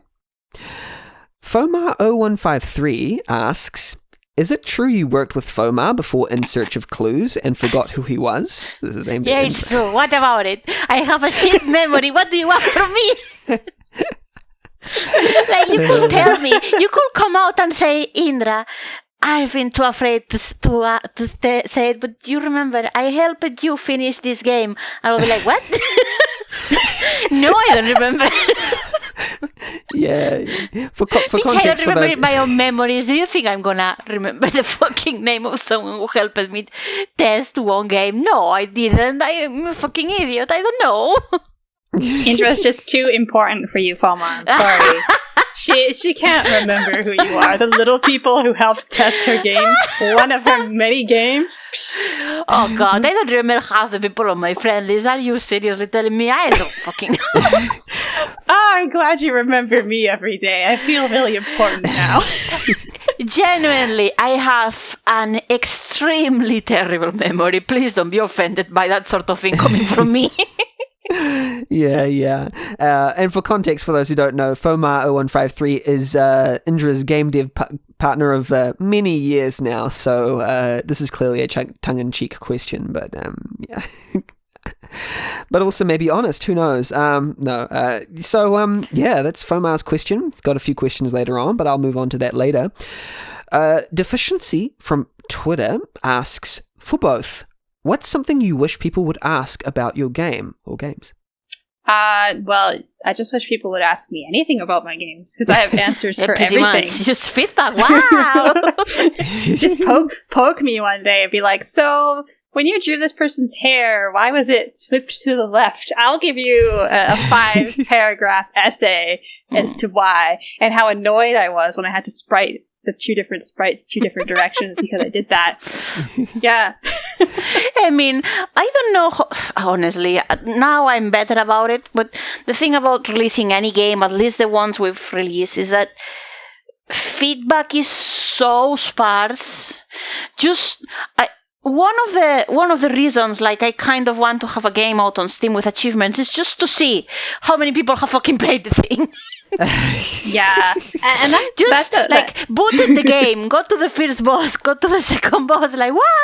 Like, I remember one of the times Fomar and I got the most feedback from a game was when he made it was for Ace, I think, when he made like an online achievement system.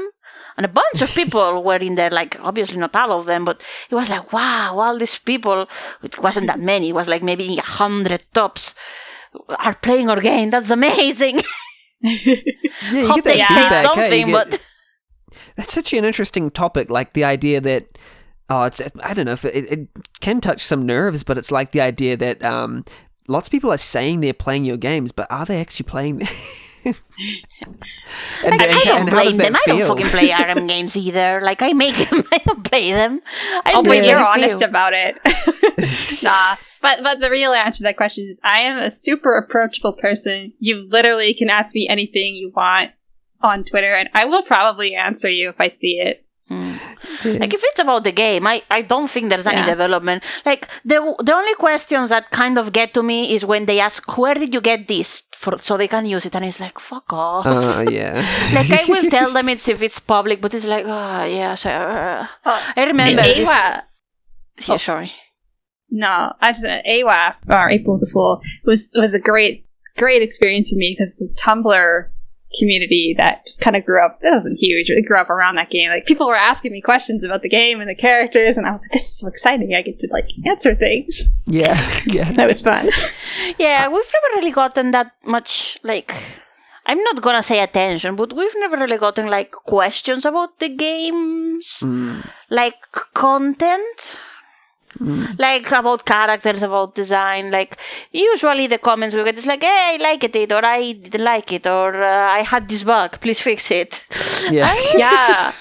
I guess Or another how do thing you do is this? like, Like, I'll be honest, don't- I'm not the type to leave, unless I'm specifically playing games to give feedback in the community.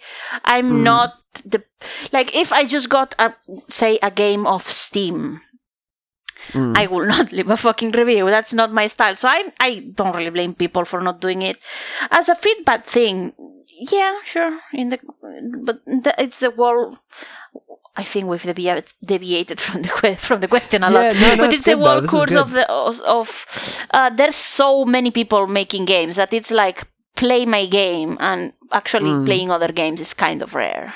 I'll be honest, like I've only like with the like advent of this podcast, I do like streams every Friday. People go check that out. This week I'll be playing games by Indrah and Maki. I've been actually playing lots of RPG Maker games this year, and finally playing games that I said I'd play ages ago. Just because like playing games, like it takes up a lot of your time. Even you have to I'm trying to choose like shorter games, so like because to be able to play all these games is kind of it's I used to have a lot more time when I was a student, but now I'm working, so it's like a lot more difficult. So do I play RPG Maker games, or do I play commercial ones? Yeah, but is there anything burning? Like, let me phrase the question a little differently. Is there anything that you haven't really said about any of your games that you've wanted to say? You're like, oh, about this game, this sort of thing. Look at my games here. Not really. I mean, there's stuff from unfinished games that I definitely want to say that I can't say because I might finish them someday. And yeah, you don't want to spoil. Spoiler. Yeah, I don't know. It's not really a question thing. I would like to see more like critical feedback.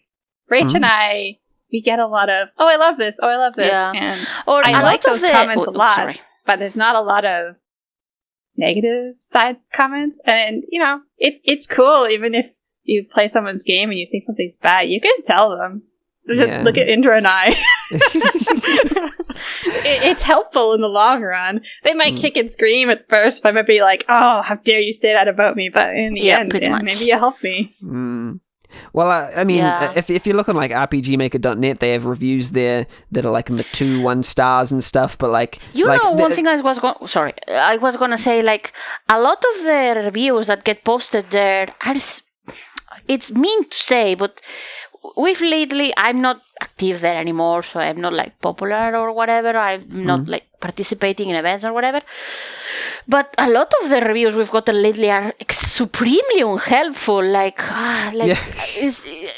doesn't really say anything. It's so generic, and sorry, the cat is climbing all over me. Missy, please. It's like I can't tell. Like they could be like aimed at telling people if they will enjoy the game or not, but they're so fucking generic. Like, I don't know, it's my game, it's my fucking cat just fucking beat me. Is my game really that generic that you have nothing to say? Please, it's like, God damn. It's like a synopsis there's like a rewording of like the game page's front page, and they're like, this is what happens in the game. And they're like 2 paragraphs, and it's so basic. And I get it, not everyone's gonna have a whole lot to say, but then why make the review in that case? It's like, okay, another number to the list. I have a confession. Anytime a game gets reviewed that has my art in it, I go to the review and I immediately look to see what's said about the art first. yeah. Well, that's the thing about feedback is that, I mean, it's both I'll talk first about that's an art, I believe, to like express yourself and to express both the positive and negative, because it's like sometimes you go down to write a review and like, what did I like and dislike about the game again? I know what I generally thought, but what did I think about the art, the gameplay? And like, unless you're making notes while you're playing, in my opinion, like the best reviews that I've given were when I actually was writing down notes as I was playing, but that's a different style of playing, I guess. Yeah, that's what I'd say. And then like the feedback is so useful. Like you said, when you go and look for like reviews, like when they talk about your art, you want to see what they think about your art, so that you can like, okay, how can I improve? What's going right? What's going wrong? You know, am I doing a good job? You know. Yeah. Honestly, so it's not strange. People play because they want to, and many times they can't really articulate what worked, or many cases of criticism are like, the game was just not for me, which is absolutely valid. Like, fucking who knows, I've said that many times. But sometimes actual criticism of a game, even negative one, is kind of rare, because a lot of it boils down to, I did not like this. Okay, but what's the problem with it? Does it not work with the systems? Which sometimes they do say, but is it unbalanced? What was it too hard? Was it too? I don't know. Some people just are not, which is fair enough, but are not good at elaborating the feedback or the criticism. Yeah. And I don't know. There comes when you release a game, and I don't know about demos. I don't really post them, but when it comes a game, there's the first phase where you're like absolutely starving for any feedback, and then it trickles in very slowly, and most of it says nothing, and you're like, okay, but what about the details? And then finally, when you're like, okay, whatever, just disconnect yourself from the game, move on. At least I do. I don't really stay around much, and it starts trickling in, and it's like, whatever, I don't remember what that game was like anymore. Yeah. What I like, I've written quite a few reviews on RPGmaker.net back in my days when I had time. But what I gained from like trying to make them interesting was obviously like writing down notes as you went was like big thing for me, but also like it's the ability to see the reasons behind also helps. Like some people like they point out the wrong things, and it's like, well, that's clearly not the reason why you like. Oftentimes I've seen people like point out things, but that's not really the reason why they like or dislike something. It's just like a fundamental disconnect or misunderstanding of what makes something truly good or bad. Like, it's particularly when it comes to storytelling, they'll say, I didn't like this character because blah. But when actually the reality was that the scenes weren't like directed very like briskly enough, or things like, you know, it's all these little details that people don't. Yeah.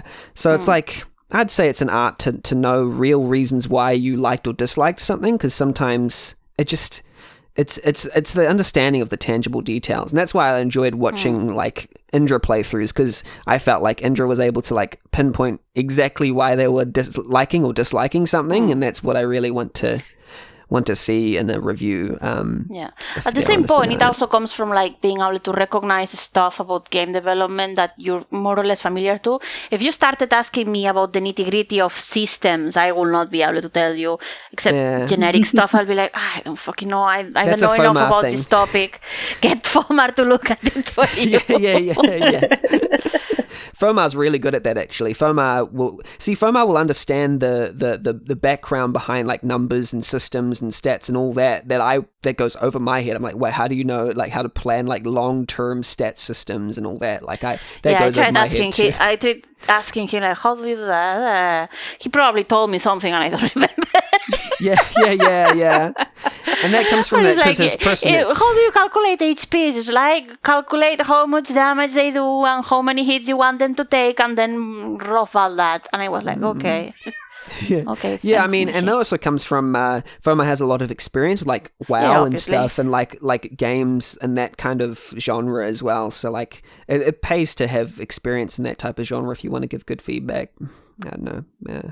Anyway, but continuing from the review angle, I feel like a lot of the problem with getting specifically with getting feedback of reviews is that many reviews are in a weird place of where it doesn't quite know, or it's angled towards other people to decide if they want to play the game or towards the developer, and it's like not a quite.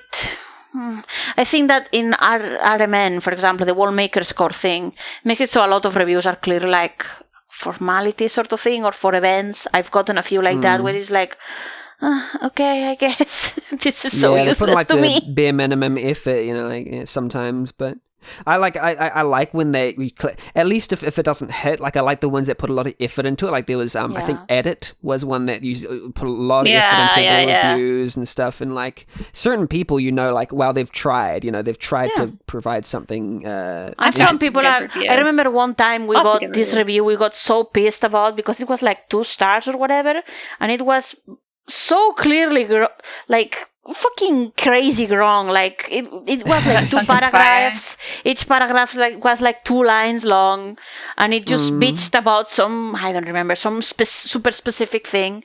And I was like, why is this thing approved? God damn it! It lowers my maker score to like, what the fuck? And Liberty will be just like, it's longer than 300 words. Like, okay. It was like, there's been a couple. I remember also once that it was absolutely not their fault, but I got, like, about the receiving criticism thing, I got super, not triggered, but I got super defensive about being compared to another developer. And, like, I actually answered, like, don't compare me to the Ruske, it's different games. And the poor dude, I don't remember who it was. Whoever it was, you sweet poor person, I'm sorry. This is why I do not respond to reviews immediately after reading them. I usually walk away, think about it, give it a day. Yeah. It's really interesting. We'll move on to more questions because that was a good question and we answered maybe 10% of it and then 90% of other questions. But that's good. It's good content. It's just thank you, Deficiency, for asking. Isopodomancer from Twitter asks, for both, how was the planning process of the game? And I'm guessing you can just pick your games in general. Did it take long? And how do you develop your art over time? Planning. Literal art or just game making? Look, making anything is an art. Yeah. For context as well, Isopodomancer is a fantastic pixel artist. I really love their work. So, I think they're probably talking also about the visual aspect of things. How did you develop your art for the games that you create? Planning phase. I don't really usually have much of it. Lately, when I try to emphasis on start planning on games on my own, which we usually never get very far, let's be honest. I just start. I'm a big dum-dum. I usually have I want to make a game, or I find some. I'm very stupid because I see resources, usually either map tiles or character sets, and I'm like, I want to use that. They're so cool, and my dumb brain is like a gremlin. Like, okay, put this in the game, and this too, and this too, and you end up with 50 different elements. And how the fuck do you cram that into a game? Well, I actually view that as very valid. If you start from a visual reference of a tile set, I know some commercial games have used existing tile sets and then moved on to their own style based on those tile sets. Even Crosscode, I think, was originally using some commercial tiles, and then they went to their own. But starting with here's a resource, I want to use it, and then I like this, I like that. As long as you don't go overboard, I think that's that's a problem. I always go overboard. Nowadays I'm okay, first I go overboard and then try to weed it out, but it's kind of hard anyway. I think the games where I've managed, even if I have not finished, when I've managed to get the farthest are where I was okay, start small at least, you fucking dipshit. I remember, I want to pick it up again sometime, but the one game I did a ton of, I almost threw my phone. I did a ton of work for was just okay, make it about this one mountain in this style set. And it was a fucking huge ass mountain, stupid thing. And I ballooned up, but it got fairly far for being a project I did on my own. Yeah. But yeah, for the planning phase, usually with FOMAR, again, most of the projects that have worked for us were for contests, which colors it a lot, which means you have a very specific time frame. When I'm working with FOMAR, usually we just prepare the basic structure of the plot, the gameplay, and then each one of us works separately. Yeah. And then we merge at the end. When I'm working on my own, it's usually kind of make a story flow and then some skills and then start mapping. Just get lost mapping. You enjoy mapping, don't you? Oh yeah, of course. It's my favorite thing. At first, I did not particularly like it, and I was considered myself more of a writer. And now I'm like, please God, someone take this shit away from me. I just want to map. Yeah. I mean, you do commissions now for mapping, I think. Or are you still doing those? Or I'm on a brief stop right now, but yeah, pretty much. Yeah. So if Indrah has kept it up by the time that this podcast comes out, which is likely, go get some. If you want some maps, go contact Indrah about that. Yep. Yeah, Indrah maps are good. Yeah. How about yourself, Maki? How would you go about this? Same thing. First, it just starts with I want to make something, and that desire, and it's almost a need. Every now and then, I just wake up and I'm like, I need to create a thing. Yeah, it doesn't need to be a specific thing. I just need to make something, and then I mean, every game kind of had a different starting point, but then usually I go to Rach and I'm like, this is an idea I had. Do you think we could do it? Because Rach handles all of the engine stuff. I don't do a lot of the stuff actually in RPG Maker. She does the scripting and the eventing and stuff now. Is this possible? And she'll go, no. Well, maybe. Actually. Yeah. And then there's a lot of really hands-on things. I usually open up I do a lot of the early game planning not on a typing notepad. I usually draw the notes out. So like all of our games have just these horrible files of my messy handwriting where we're planning out the characters and story, and everything is in really generic terms at first. Like I think the April was a Fool cast, I think all the characters had one word to label them at the start, and then they built up from that. Everything starts basic and then just sort of grows organically, and Rach lets me do what I want.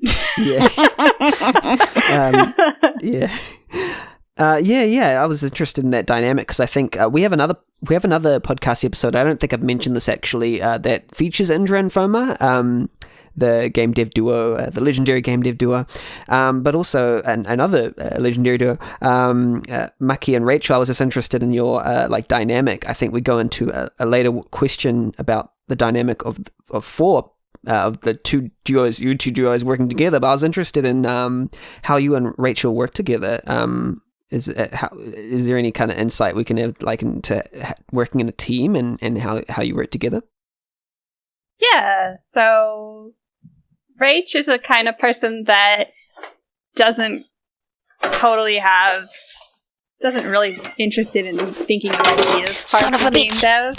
She wants to do the nitty gritty stuff, which works for me because I am the creative mind. I want to write the characters and stuff. But what she is good at is when I get stuck, I go, look, I don't know what to do about this. She does bring ideas to the table and say, well, what about doing this? Or what about doing that? Or wouldn't it be cool if this happened? So she does have creative input in there, but she's not too interested in being the main driving creative force behind it, just as I'm not too interested in sitting there in RPG Maker and spending 20 hours getting a sprite to twirl in a circle. Yeah. So would you say it's kind of, I mean, it might even be similar to like both of you are like the, say, story and visual kind of element of your game, and then like the technical stuff you leave for the other half of your would that be sort of true, or there's because I also do the mapping too, and I do a lot of the dungeon design. The word spread is kind of different, but yeah, kind of. Yeah. Rach is interested, I think, in complicated battle formulas and stuff like Fomar is. It's not so much the battle gameplay stuff that she's interested, but she's really good at choreographing a scene. Oh, I'm so jealous. Eventing. Like Fomar does not do eventing. And I hate eventing. Let me put that front and center, and then eventing can go shock on a dick. I don't care. I'll just give her a document. When we worked all in a group, not having to do the eventing, what was the sweetest thing in the fucking world. And just passing that shit on and just being presented with a finished product with so much cool choreography. I was like, wow. Yeah, like she's really, really good at that. I'll give her just like a document that's just a whole bunch of text lines, and then I'll watch what she makes. And it's like, this person got thrown into a wall and the screen shakes. I'm like, oh, the screen shaked. That's amazing. Like, I didn't think of doing that. That makes sense, but yeah. Yeah. Yeah. So I guess my takeaway from that would be if someone wants to like team up with someone else, like probably first make sure you can be good friends, and then the second thing is like your skills can like complement each other. If one's good at like like find someone who like complements your style, I suppose. I guess I don't know if either of you really did that like consciously, but it was like basically you somehow like attracted the another person who like does the things that you hate, and then you do the things that they hate. No one really sets out to partner up with someone who isn't already a friend. If you have the same skill set, you will not care. You're always looking for someone who can complement stuff you don't do. Like if your friends already, then maybe but if you're looking for help in a game, you're not gonna ask for the same task you already can do. Yeah, Rachel and I were friends before. So, which was nice. Cool. Gord Clay from Twitter asks, what are some design elements you keep going back to in your games or art? Yeah, so I promised I had an answer for this one, and I do. Besides glasses, because it's no secret that I love glasses characters. But it's kind of changed in some of our more recent games, but a lot of our old games, the main characters all had green eyes. And it started out as an unconscious effort, and then it slowly became a conscious one. We kind of cycled it out now because reasons, but that was a thing we did. Like Darren from Ethereal Dreams, he had green eyes. Monica from Castle Chase had green eyes. A couple of the unreleased games had green eyes. Even though like the combo games with Indrah and Farmar and stuff, I would just, because I was the character designer, I would just sneak green eyes. Sneak them in. Yeah. To some extent. Like it's the same with the glasses. You just those as a sneak in them. Yeah. Oh yeah. Yeah, the glasses are happening. You can't stop me. Character sort of tropes and design bits. Like, I like buff woman, badass woman, obviously. Yeah. I like, I don't know, buff guys too. Just be buff, damn it. Yeah, look, Indrah can commission me and just say, this is a character I would like, and I know what to draw. Yeah, it's true. Yeah. They're like, he's half dragon, please make him so I will like him. And I guess there's something to like actually just like creating stuff that you enjoy, because if it resonates with you, it'll probably resonate with someone else. Yeah. Oh yeah, don't try to make things that you don't like. Don't make things to try to fit into a specific category that if you're not interested in it, because you're not going to make it well. Yeah, people who do like that thing, they're going to notice. They'll be like, this isn't actually the flavor of what I like, because the person making it wasn't being genuine. Yeah, true. Mm-hmm. Definitely in character design, storytelling, gameplay, the genre of game you pick, make sure it's something you like. Yeah. Yeah, I mean, if you even get to the end, because if you don't like it, how the fuck are you gonna get past the grind? Oh, yeah. Yeah. The only other character design element is Rach and I do make a conscious effort that the cast all have different color eyes and different color hair. Just, especially when you have pixel games, then you can look at that character and know, okay, that's the one with the blue hair, that's Monica, that's the one with the green hair, that's Skylar. Hey. Yeah. Yeah, it's a way to differentiate and just, like, give every character a sense of, like, self and, like, unique expression. I think that's cool. I think it's cool. Our next question so thank you, Gord Clay. Our next question comes from Fomar.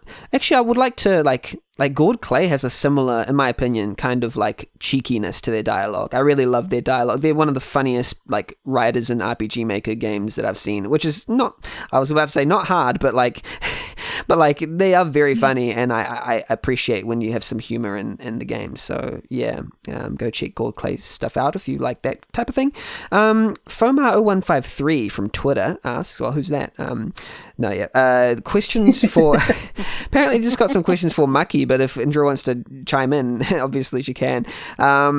Other than Punch Bears, which project are you most proud of? That's tough because Punch Bears is a masterpiece. Yeah. I mean, personally, I'm most proud of April Was a Fool. yeah. Well, thanks for making And that Rainfall. choice for me. No. April Was a Fool is 100% the one that I am the most proud of. Oh, yeah. I think the one that I am truly proud of that doesn't get a lot of attention is probably because I, for some reason, never put the demo on RPGmaker.net. It's on itch. Caught by Allure is one that's very personal to me.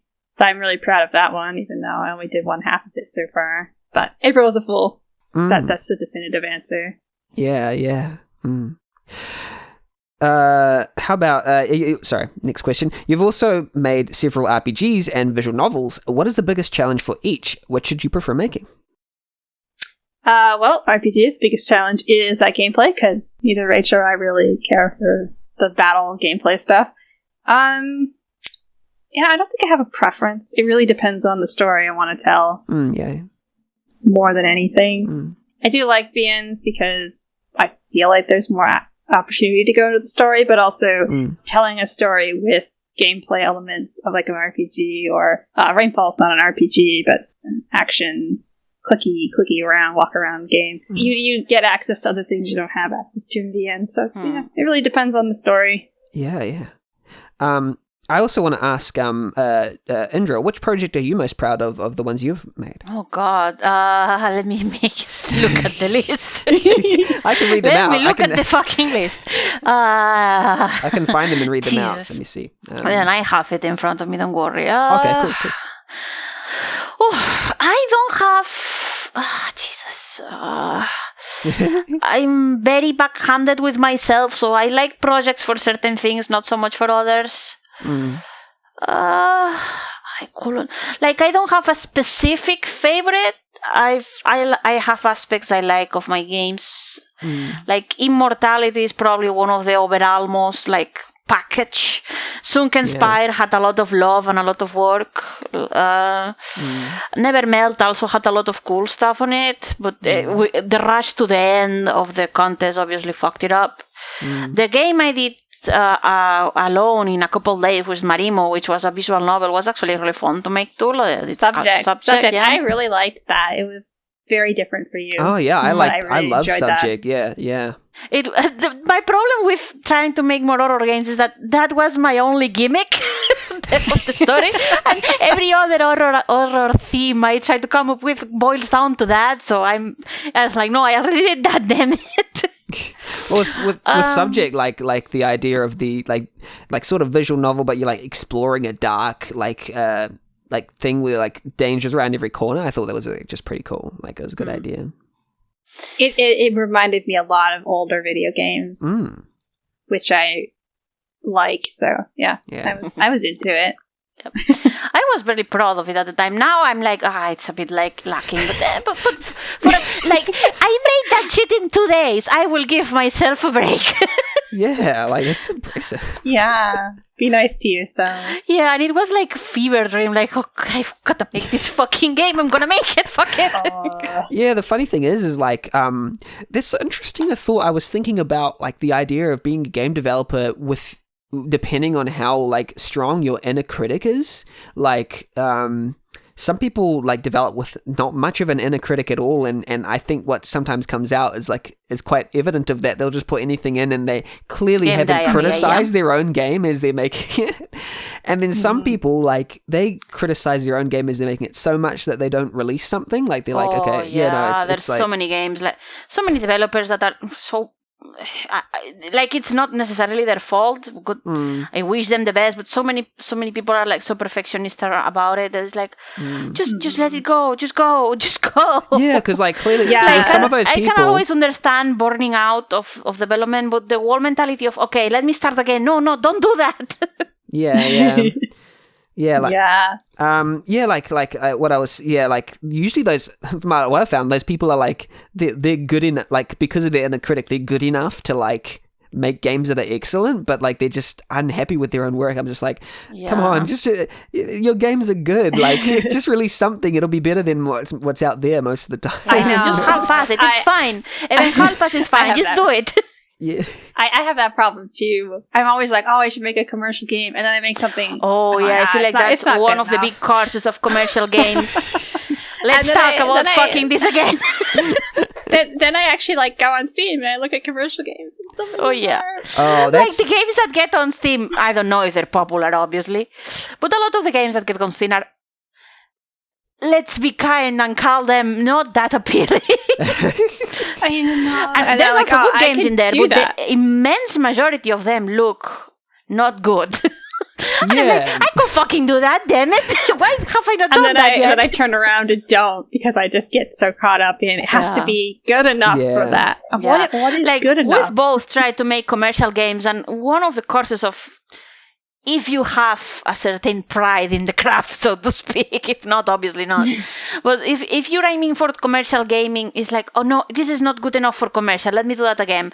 Or this needs more work, and you just get caught up in that shit and it goes nowhere. Yeah. All right. And then it never happens. Yeah. So, the next question, do we want to answer this next question, or should we skip it? Fulmar, I did Japanese on Duolingo so far because I was literally doing it while I was on my 45-minute walk to work. Yeah, I'll just answer the question. Having recently tried Japanese on Duolingo, how did you stick at it for so long? That's the question. Yeah, the same 45-minute walk to work every day and walk home is very boring. So I just did it on my walk. Nice. And then when it got too cold out to have my phone out, I immediately lost my streak. When I haven't touched it that again. while you were walking? The fuck? Did you not? Yeah, I was doing How do you read Duolingo on your walking. phone and walk? I'm bad like that too. I like eat while walking and like use my phone while walking. It's bad. Like, okay, this is really bad. Like in Discord. This is like bad because what it's called. I have like walked into a pole a couple of times because I was like using my. Okay, here's a great story. So, Canadian geese, right? Yeah. Those terrifying birds. Oh. I was walking home from work and I was on my phone. And I wasn't paying attention because I've walked this walk so many times. I know everything. And I look up and I'm like a foot away from a Canadian goose and it's staring at me and I'm staring at it and I'm just like, hi! And I take a step back and I walk around and away. It didn't attack me. I was very lucky. It was fucking surprised, stunned by the sheer audacity of this bitch. Like, you're still walking towards me? Yeah. How dare you, first of all? Nobody does that. Yeah. Yeah. Awesome. Kaz from Twitter asks, for both of you, what's your favorite thing about the Maki, and I'm including Rachel in there, Maki, Rachel, Indra, Fomar team dynamic? It was more of a one-time thing, honestly. It was a miracle. For me, it was like just being free of not having to do some of the stuff I hated, which was eventing. And also like feedback loops, I guess. Like, I'm the type that wants to show every single step of my work, like, look at this. And Fomar and I don't, not because we don't like it, just like don't have much to say about each other's work. And it was always something that, like, yeah, we can comment on it, and I can prompt it, like, do you like the dialogue? And he's like, yeah, okay. But it's not something that comes out of him easily. The same happens for me with his gameplay. I don't naturally have a reaction to it. And when it was that, like, at least with Maki, because I don't know if you've ever worked with a fucking artist, but it's the best thing because every day there's more shit. And you're like, holy fuck, is that for my game? Yeah. How about... No, yeah. Yeah. Yeah, same thing. Positive feedback was just so good, and we all really covered each other's strengths very well. I was doing the art, Rach was doing the eventing, Indra was doing the mapping, Indra and I were co-writing the story together, and then Fomar was doing the gameplay, and it's just like everybody covered something that they enjoy doing, and you didn't have to do anything you don't like doing. Yeah. And every day someone had done something, and it was like, holy fuck, mamma mia. And that's so motivating. You know, if you're working by yourself, or there's just two of you, and maybe one of them gets in a funk, and then the other one could fall into a funk, but then there's 4 people there who are all like dedicated workhorses to what you're doing. Every morning you wake up and it's like, here's a new map, here's a new portrait, here's a new event. Look, I did this. Here's how this gameplay thing works. And it's like, oh wow, you're working on it. That looks so cool. I wanna work on it too now. And then it's a good loop. Yeah. Do you think there'd be another game, another in the future, the possibility for a Maki Rachel Indra Fomar game, or? I would love to. Same. It would be wonderful, but I'm not sure it's going to happen. Yeah. I mean, I just came out of a big, giant funk of not really working on anything. Yeah. Now I'm hungry to work on something, so... Who knows? Like, it at the same time, we... Again, I don't know about Maki, but Fomar and I don't work so well unless it's for a very specific dynamic towards a deadline, because we get stuck in, like... It's very easily to get stuck and go stagnant and just forget about it. And Sunken Spire was the same. It was for a deadline, and it was a terrible idea because it was supposed to be a 1-hour game, and we did like 10. So yeah, don't do that, children. don't make a 10-hour game in a month. I pulled so many all-nighters, and literally the night before we posted the game, I only got 1 hour to sleep, and I went to work the next day, and I'm like, why am I here? I should have called in sick. And it was such a disaster because we got disqualified, and it was like part of the reason the 4 of us don't make an effort to work together was because it was such a disappointment. That like it wasn't really about the game, how we liked the game and how it came out, as far as I know, but the disqualification was such a bitter ending to it that it was like, even if the game was okay, like I don't know about the rest, but it was, even if I liked the game, part of me always like it's like tinted with bitterness of the result, like, oh god. Yeah, I can't think of Sunken Spire without thinking of getting disqualified for Sunken Spire after the sheer amount of work I know all 4 of us put into it. And it kind of just fell to the wayside. It never really got. It got some viewing, but it never really got the attention. I think the minimum attention, so to speak, that I think it deserved. Fair enough. It was disqualified during the ICMC season. Like, there's no way anyone was playing that shit unless they already knew us. So it was like just thrown by the wayside. It was so disappointing. We got one piece of fan art. That's a win in my book. Like, there was some, but I feel like it would have done so much better, and it just didn't, and it was very like, ugh. But I'm looking at my folder. There's at least 2 games that all 4 of us set out to work on. That did not go far. Well, we got a lot of resources done, but no. It would be lovely, and I think we could make something amazing together. We just have to all get on the same wavelength at the same time again, and that's not easy. It's hard to get 4 people's brains all ready to work. It's hard to get 2 people's brains in line, especially when if it's, again, it's easier for contests because there's a deadline. For a longer project, it's like, okay, when's that gonna be out? I don't know.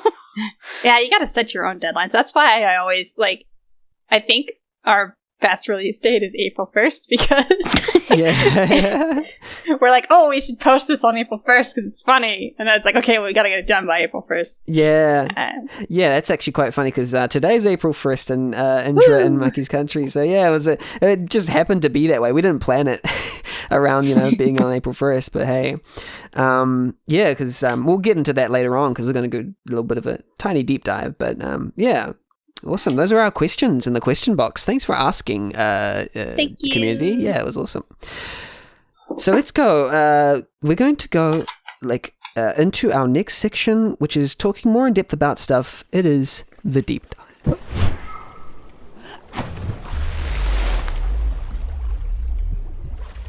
Welcome to the deep dive. In this section, we deep dive, or rather dive deep into each of our guest projects and figure out what went on during the process, inspirations, and elsewise.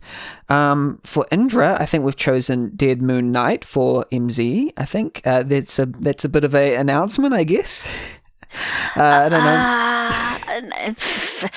I'm terrible at talking about games before release, so I didn't talk about it much. But yeah, we're remaking was it the first? Let's say our first actual game that wasn't just like a few puzzles. Yeah. Which was Dead Moon Night, released fuck knows when, a lot time ago, and it's being released for MZ and reconstructed, and a lot of it is changed and padded, and it will be a commercial game. Awesome. Yeah. I'll just read, maybe summarize the first version of it. Dead Moon Night by Indrah and Fomar 0153. Once every few centuries, a special night arrives, the Dead Moon. Without fail, creatures from the netherworld will attempt to travel to the world of the living to carry out their nefarious plans under the moon's sinister glow. Morton is one of such dark creatures. However, the spell teleporting him is tampered with, and his body is torn to pieces, leaving only his head. Luckily, this does not kill him, since he's a lich and basically a talking skeleton. With only his head and a few tricks, he enlists the help of the tragically naive nun, who finds him and a newly raised zombie warrior to find the lost pieces of his body and his grimoire, the source of his power, which was, tragically, also lost. Meet spooky, interesting characters typical of Halloween season, each with their totally different combat style, and fight your way through the 4 dungeons in this quick, fun romp through haunted settings. So yeah, that was the first version of the game. Well, let me tell you one thing, it's not quick anymore, motherfucker.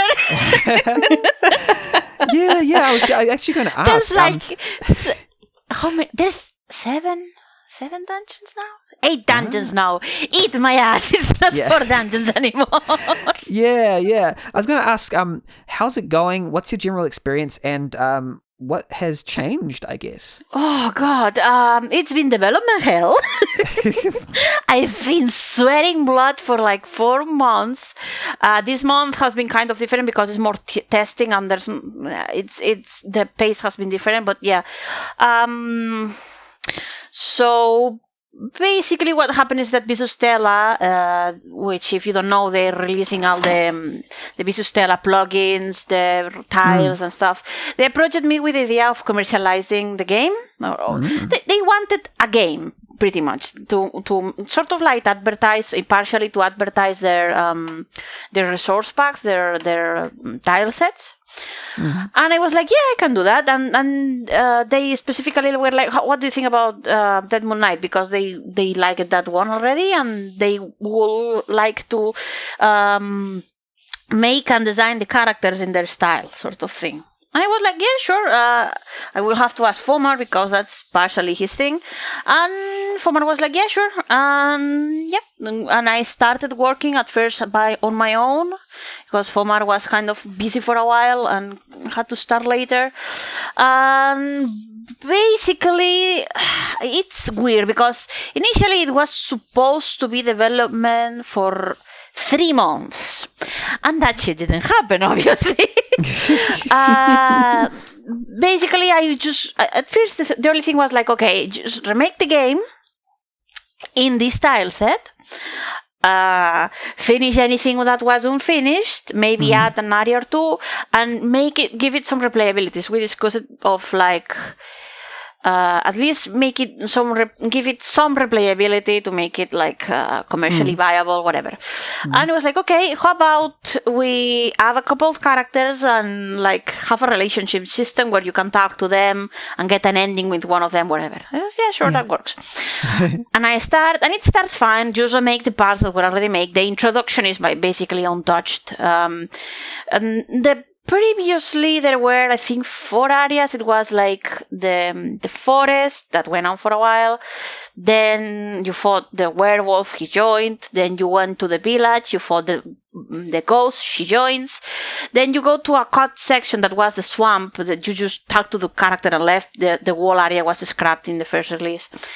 And then you go to a cave that was fucking long. We played the game again, and I was like, okay, let's just play the original game to see how it will progress. That cave was shit. It was so long and so useless and so repetitive, and it was such narrow passages, whatever. It was terrible, and then there was the last section and done. And I was like, okay, now there's I should probably not spoil it, but there's like 8 areas. There's not 4 anymore. They're long as shit. Some of them. They have gimmicks. They have everything. There's 2 extra characters. The plot itself has not changed. It's only been padded out at times, but it became such a we discussed it before about the whole commercial standard is such a looming threat. Even if in the end it probably would not have mattered if it was a bit less rougher, but just the okay, it has to be commercial, it has to be a certain standard. Polish this, polish that. Is this good enough? I don't know. It's honestly, it should not have been such a death march, but it was, as it always is. The 2 dungeons, there's 4 extra dungeons. Each dungeon has its gimmick sort of thing. I don't know. It just took a long ass time. I had to rewrite a bunch of stuff. There's a bunch of extra content in the way of like talking to each character. That was a bunch of writing, and I've realized that sometimes I hate writing. Someone take it away from me. I don't know. It's like, in a way, it was also partly due to stress, since I have a sort of, I'm not gonna get into it, but I have a sort of day job that pays badly, but it can't exactly skip it, and I had to like balance the 2, and I had to cram a lot of it. Then I had to stop doing the day job for a while, just to work on the game, and following a deadline didn't mean the deadline. Okay, 1 more month.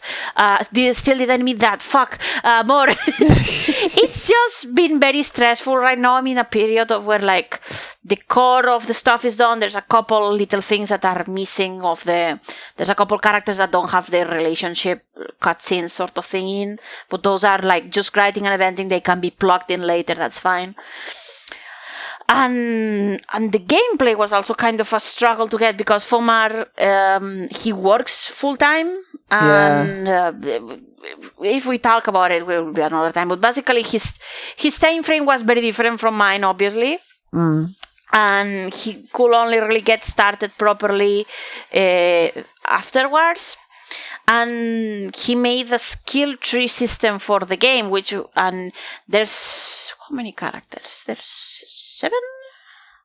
Let me count. 1, 2, 3, 4, 5, 6, 7 characters, yeah.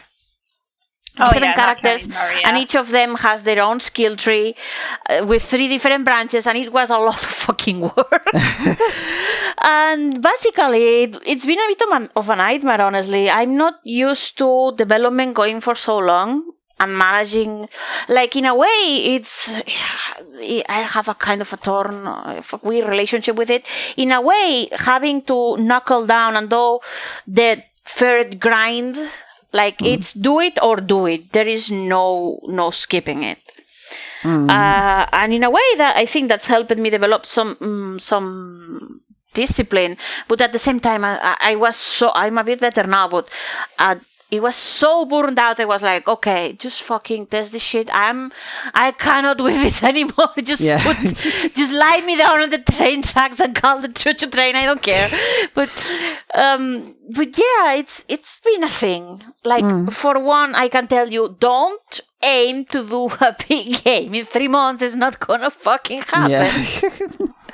Especially, like, the thing about contest game is that it's understood that it's not gonna be polished and perfect, because it's a month, a week, 2 weeks, whatever.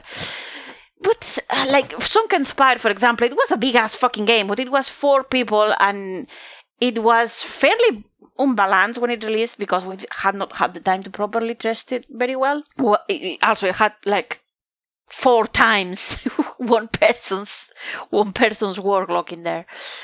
But yeah, I don't know. It's just been like, in one way, I'm very proud of the game, and I like how it's going and how it's looking. Yeah. The Bisustella will be in charge of like applying visual resources for it. So I use their tiles and their sprites and stuff. Yeah. But they will also be putting in the portraits. Maki, in fact, did the designs for the characters in chibi form. I sure did. One character is becoming... But here, a spoiler for everyone. One character now has glasses. It's true. Excellent. Of course.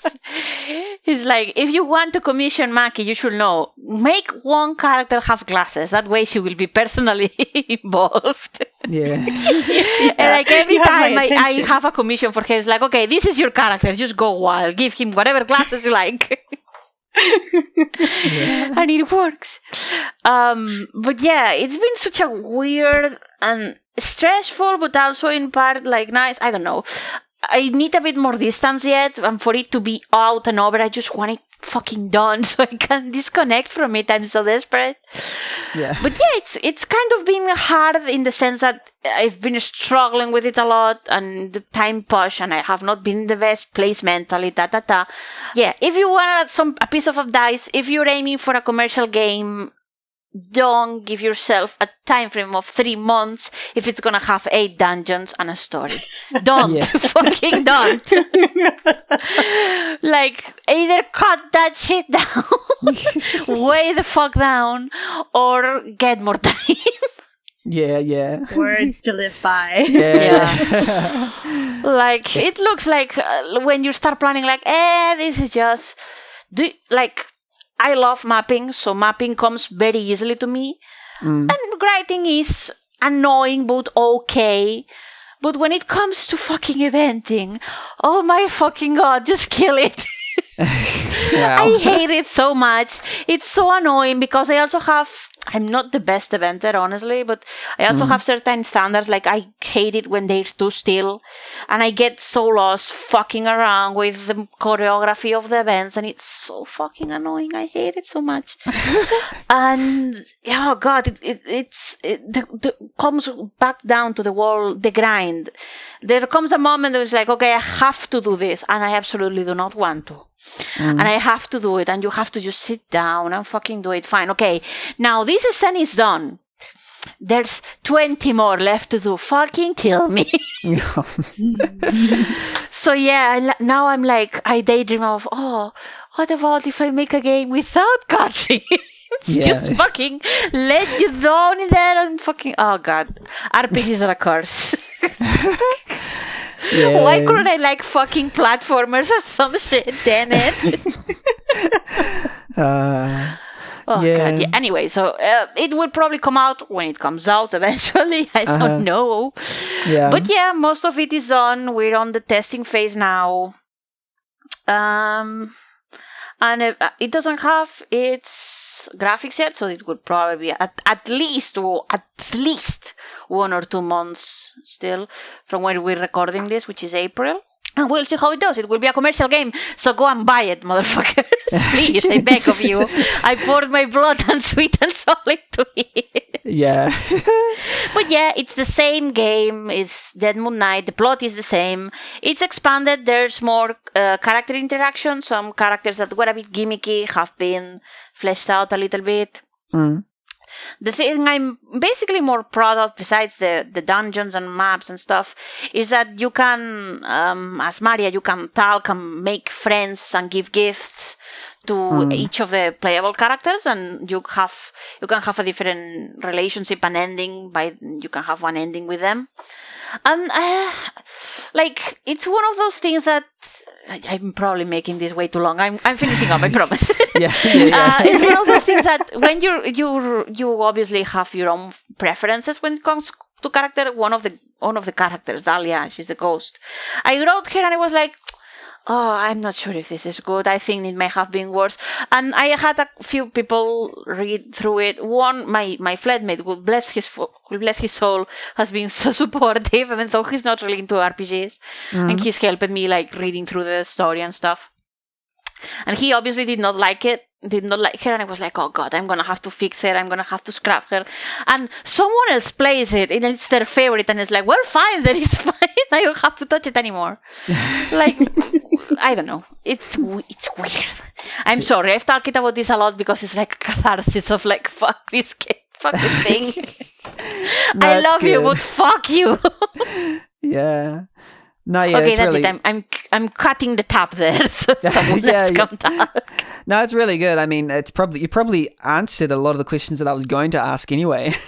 Because I think what Fomar told me, basically remade Dead Moon Knight and MZ, greatly expanded with more playable characters, skill trees a bit like WoW Classic, relationship system, you're making it with Versus Stella, and Doesn't seem like a lot on paper, but work-wise, it's so much. It's like, fucking you, Indrah, you daft tip.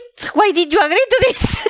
No, when I thought of like Dead Moon Knight, I didn't think relationship system. That to me seemed like and skill trees and stuff. It's just like it was just the easiest thing because the characters did not interact. Like they did, obviously, but there was not a lot of space for them to talk. Yeah. Which was a pity because some of the characters I thought were interesting and stuff, and you never really got to talk about them much. I was like, that in the end, the relationship system is basically just talking to them at camp when you have enough points. And just technically, all it really involves is doing a bunch of text for them, and some cutscenes have choices, and you can like make. Depending on what you say, it favors one or the other, whatever. It doesn't look like it should be much, but it's like, do you know how fucking much willpower you have to? When you're exhausted, just sit down. Okay, I'm gonna fucking write the text on the depressed fucking undead now. Yeah. And I'm gonna come up with a story for them, and I'm gonna fucking it's just a mess. Well, it's all these little systems when you integrate them together, you know, then it becomes the big thing. Like one at a time, it's fine, but then like it's all of them together in one deal. It's like, wow, you know, I'm really excited. And hopefully when it comes out, we'll just promote the heck out of that game. Dead Moon Knight, let's just retweet whatever.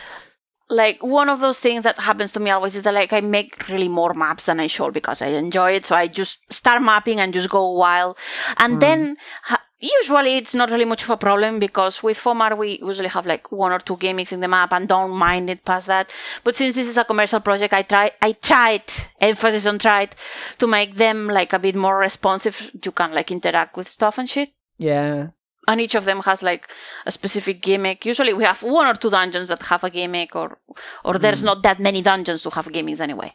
Yeah. And just having to fill in the dungeons with their stuff is so time consuming. Like something as simple and just preparing a stupid like switch puzzle can take you so fucking long. Yeah. Like a day, half a day can just be sunk in that shit and be like, why? It should be so easy. Yeah. I'm really happy. Like this, I think this is your first commercial game, right? Yeah. Yep. Yeah. There's been many attempts before, and all of them have failed. Mood. Yeah. It's so I'm really excited, and it looks like this one is actually going to be released, which will make me very happy. I really hope that it succeeds in every way. Same. Yeah. Hopefully. Yeah. That's awesome. Dead Moon Knight. And AMZ. I'm gonna move on to Maki's game, which they chose, which was April Was a Fool. I'll kind of introduce. Now I've known MakioKuta and Rachel, like Fomar and Indrah, as a game dev duo for a while from the beginning when I started game developing. Starting with Ethereal Dreams, and then there was the Phoenix Wright spoof Darren Ardgall Drunk Attorney, followed by the hit adventure. I don't know if I got this order right, but there's the adventure dating sim Castle Chase in 2000. Fuck yeah! In 2010. Fun fact: that's the first RPG Maker game I played and recognized as an RPG Maker game. Oh wow! Yeah. And I was like, that fucking rocks. And I've been look at that there was like news of a castle chase too that in the end never happened, but I was like, oh, I wish that comes up. That comes up soon. Yeah.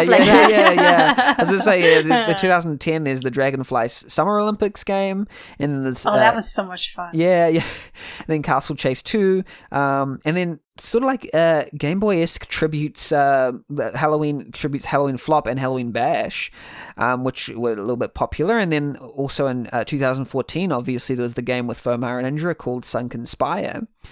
And there's also other games like Caught by Allure, I don't know how to pronounce it, Diadol, I think, or Diamond Idol. Diddle.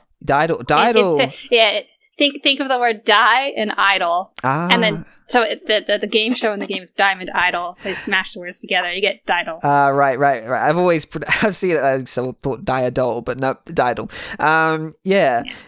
So there's like plenty of games that we could like walk into. But I thought, we thought today we'd talk about arguably one of Maki and Rachel's biggest hits. Apparently, they're probably the thing they're most proud of, which is a visual novel that was supposed to be released. It was released on April Fool's, but I don't think it was like intended as an April Fool's prank per se. Like it wasn't. No, it wasn't. It originally was. Yeah. So yeah, I played a visual novel. The Otome game, and I got really mad at it. I was like, we should take this concept and make it better. And then Which at the one same was time, I can't remember the name of it, but it's the one where the girl gets sucked into her RPG in her game, and all the boys are like, oh, you haven't been playing the game and not paying attention to us and all this stuff. I can't remember the name of it. But April ended up nothing like it. Then we also saw a joke game on RPGmaker.net. I do not know what it was at all anymore. And I was like, oh, you can make joke games better than this. Yeah. So, originally it was intended to be a joke game, and then that did not happen. In the 3-month span we were working on it, it became a whole thing. It's really funny how arguably, like, the game that is, you're the one that you are currently, most proud of having released, is start off as a joke game and then became something much more, involved. Funnily enough, we're recording this on April Fool's Day in Maki and Indrah's country. It's April 1st. Very ironic. The 6th birthday of April was a fool.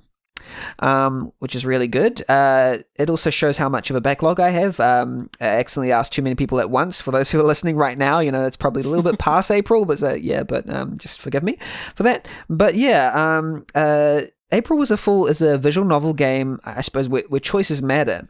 2 years ago, 6 heroes rose to stop an evil overlord from taking over the world. They were honored as world-class heroes for their efforts. When a new threat appears, His Majesty King of Castle City calls upon these same 6 heroes once again. However, for tragic reasons, only 5 of them are available. Faced with the reality that admitting to the king why one person isn't there would be too difficult, the heroes approach May, a young girl who is just starting her first job to raise money for school, for help. Soon she's whisked away with them to battle dragons, inner demons, and the occasionally pushy suitor on a journey to vanquish evil and save the world. And maybe she'll score some sweet kisses as well. That was the description for the game. I played this game and I love this game. I really enjoyed this game. I remember when it came out. Just the storytelling and the characters and the way I don't know how to just quite describe it. The tone, I suppose. I guess, what was your experience making this game? What was the inspiration for it? How did it come about? And what was your experience turning into what it turned out to be? Yeah, so like I said, a lot of it came from spite. I was mad at the game. Erwin is the character that still holds that spite because all the boys in that Otome game I played were so pushy, and I'm like, why doesn't she just punch these guys? So that Erwin is a pushy fellow, and he does get kicked and punched a couple times. That was my spite coming. And it was the best thing when you were playing his shit ass route on purpose, obviously, and you smacked him. And he was like, "Oh fuck yeah!" Yeah, no, and like, Gabby. I played a lot of Japanese otome games where you'd have a girl option in the roster, but it would kind of go as more friendship, and the girl is always really meek and quiet, and Gabby, I wanted to be the total opposite of that. Like, she's loud and a little offensive, but also she's kind of emotionally embarrassed about her affections, and there's no denying that route is another romantic route. It doesn't, I didn't want it to be the friendship route. Yeah, and just as I played around with these characters, and as Rachel and I banged out the general core themes of the story, I was like, this isn't a joke game anymore. This is an actual game with a theme and really good core cast. And from there, it just evolved from that. It couldn't be a joke anymore. Like, fun fact, I was trying to remember, because my memory again is shit, and it's really not that much of a long game, right? But in my memory, it occupies a lot of space. And thinking back, there really weren't that many scenes, really. I think each route's about an hour, I think. But if you've played the game already, then there's some stuff you can skip. So as you play, you get shorter stuff. But if you want to get all the endings and things, it's not terribly in my long. memory, it was such a memorable experience that you'd think it was longer, but no, it really wasn't. Like, I streamed all the routes, I remember, and and Tumblr indeed must have done something, because those have aberrantly high numbers for my YouTube channel, which has 10 views in video. It was so popular. I have so much fan art. I love the fan art. There was so much fan art. There's fan fiction.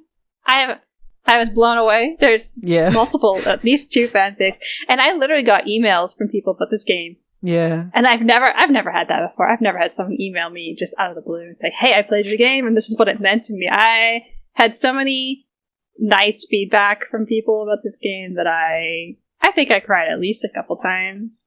Reading some of it. People love the characters, and they have their favorite characters and endings as canonical. Like, they keep claiming, "This is my canonical ending with a certain character." And it really says something. You've created a cast of contrasting characters that resonate with different people, I suppose, as well. It's quite I guess it's a little bit of tiny spoilers, I suppose, but for those who haven't, you just go play it now if you want to, but I mean, it's not massive spoilers, but just different endings, depending on which person you choose, I suppose, and then how you treat that person, I guess.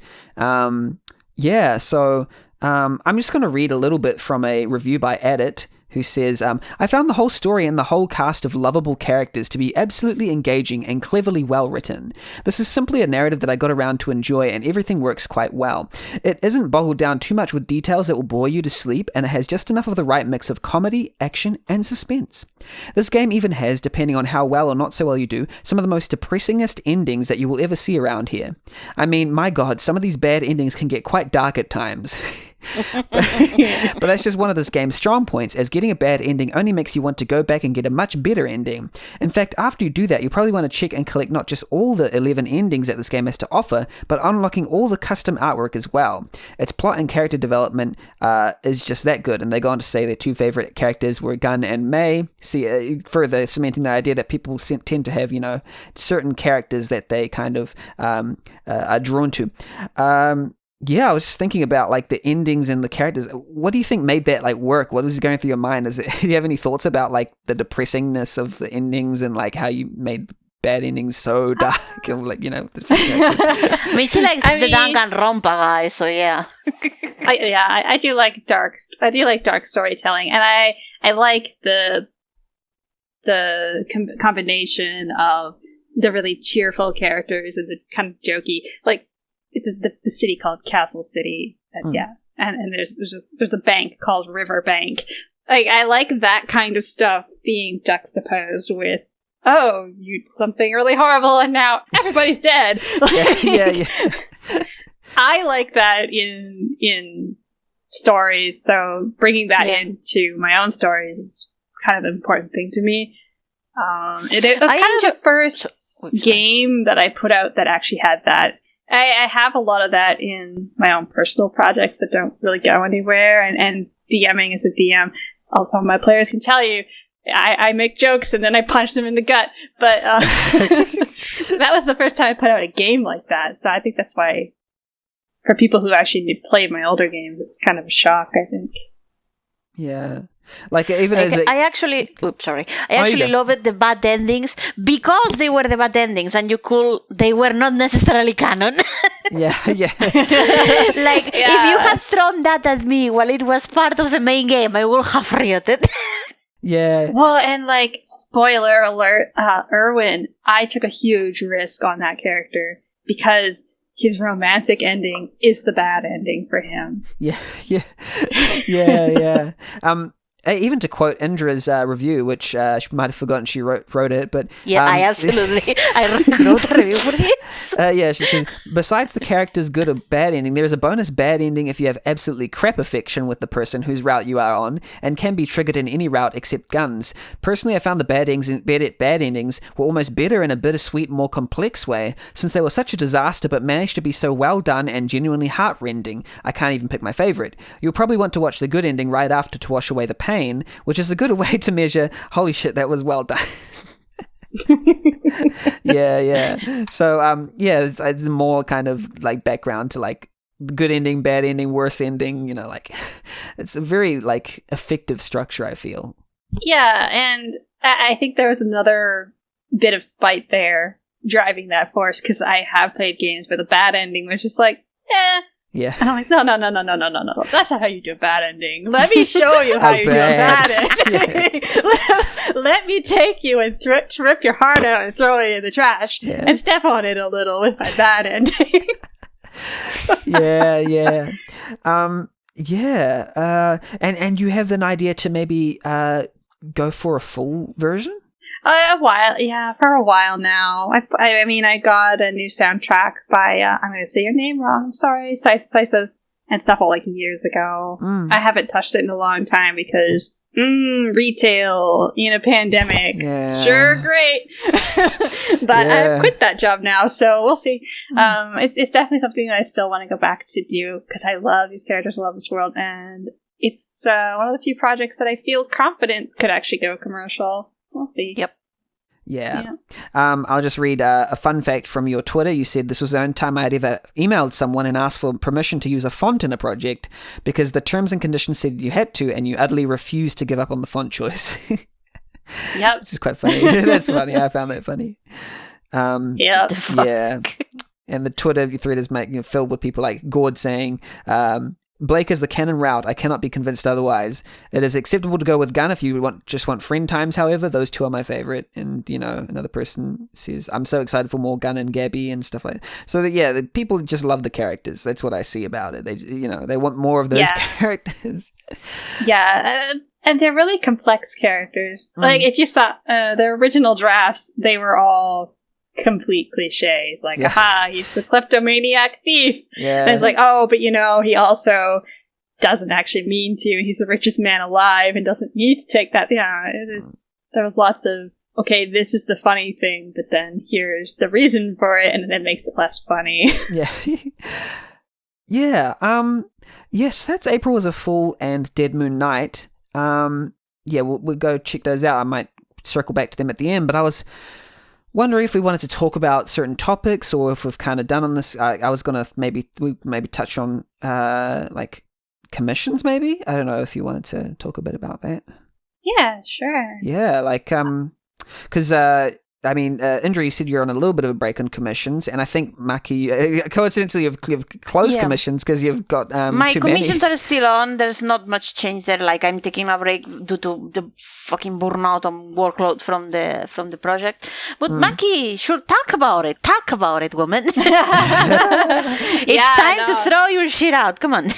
Now that I quit my retail job, and I'm just kind of opening XP slots every month for commissions, so they'll be opening and closing constantly. But I am totally down to work on some game projects. I've got a couple, actually, that I'm in the middle of. There's one I've been working on for a long time, and then there's one that just emailed me recently, so that's cool.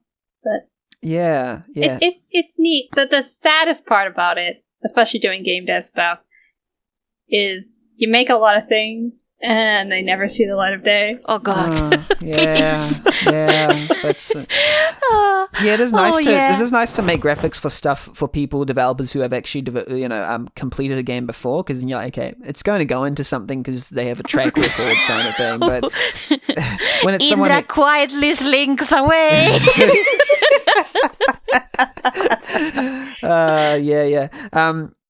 So just kind of going to summarize the commissions. You do like full body, full style stuff, half body icons. You can do color drops per character. You can do chibi style. Is just in the traditional Maki kind of style graphics for anything like game development. Well, there's within reason. There's some read the fine print, but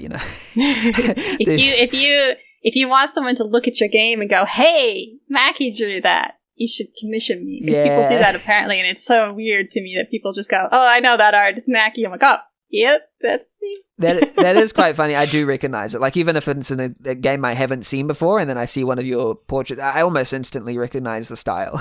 It's quite funny like that. But yeah, it's kind of like Renove also has a very distinctive style like that. Yes, Rise style's very. Yeah. But anyway, so let's think. Yeah, so I was thinking about commissions. You both do some commissions, like your experience with that. I'm not really sure what to ask, but I was going to say, is your experience been generally good, or is there certain things that you that have like struck you about doing commissions that have kind of like been worthy of talking about? I've been really lucky. I've really had very good experiences doing commissions. I can only think of one instance that I'm not going to go into detail in. Yeah. That was really weird, but otherwise, now my experience gives you meet a lot of people, you learn a lot about their characters and stories, and as somebody who just really likes characters and storytelling, it's really an honor to get to be a part of somebody else's stuff and see my style, how it influences that story or their character or their OC or that kind of thing. It's pretty cool. In my case, I have a bit of a different not bad experience. Like, I've had a couple people that were one ran away midway, clearly didn't get paid. It was at a time where I was starting out and I had done a few projects for the same person, and on the last batch they ran out with maps pretty much. But whatever. And there was another one that didn't go well, but mainly it was okay. My main take is that since it's not characters, people, I assume, tend to at least have a grasp on what they want, even if the details are fuzzy. With maps, many times, really all they want is like, make me something cool. There's not very much guidance. It's a forest. It's a mountain. Any specifics? No. Okay. And many times, it's perfectly fine. I just do it like, does this work? Oh, yeah, it's cool. And that's it. And then there's the monster commissions, which are like, oh boy, I'm gonna fucking die. Especially cities, which I understand, they're a bitch to fucking make. But big cities, oh god, they are the worst thing. I've been on the other side of that, commissioning music. I did commission music for both Winter Blossoms and April. And they would ask me, okay, what do you want? I'm like, oh, I don't know. I don't know anything about make music. Me something cool. They're like, well, what do you want? What examples do you want it to sound like? I'm like, well, like this emotion. I could totally get just being like, make me a cool city, because I'm like, make me a pretty song. In itself, it's fine. The part that scares me is like, oh god, are they not gonna like this? Is it not? And in the end, most of the cases, like, oh yeah, this is good, and it's like, oh okay, it's fine. It's weird because it's like you'd think that they'd have a little bit of like specificity to what they want, but generally sometimes it's like, sample town, please. It's like, okay. Yeah, like I get it, especially for maps. Like you're not a good mapper and you want an area to be nice looking. Sure. Yeah. But sometimes Yeah. in the end, I end up making the level design pretty much. Like I don't do puzzles or anything, but like navigation and all, I don't have any tips. So it's like, okay, I will do my thing. Does this work? Yeah. Okay. Nice. Yeah.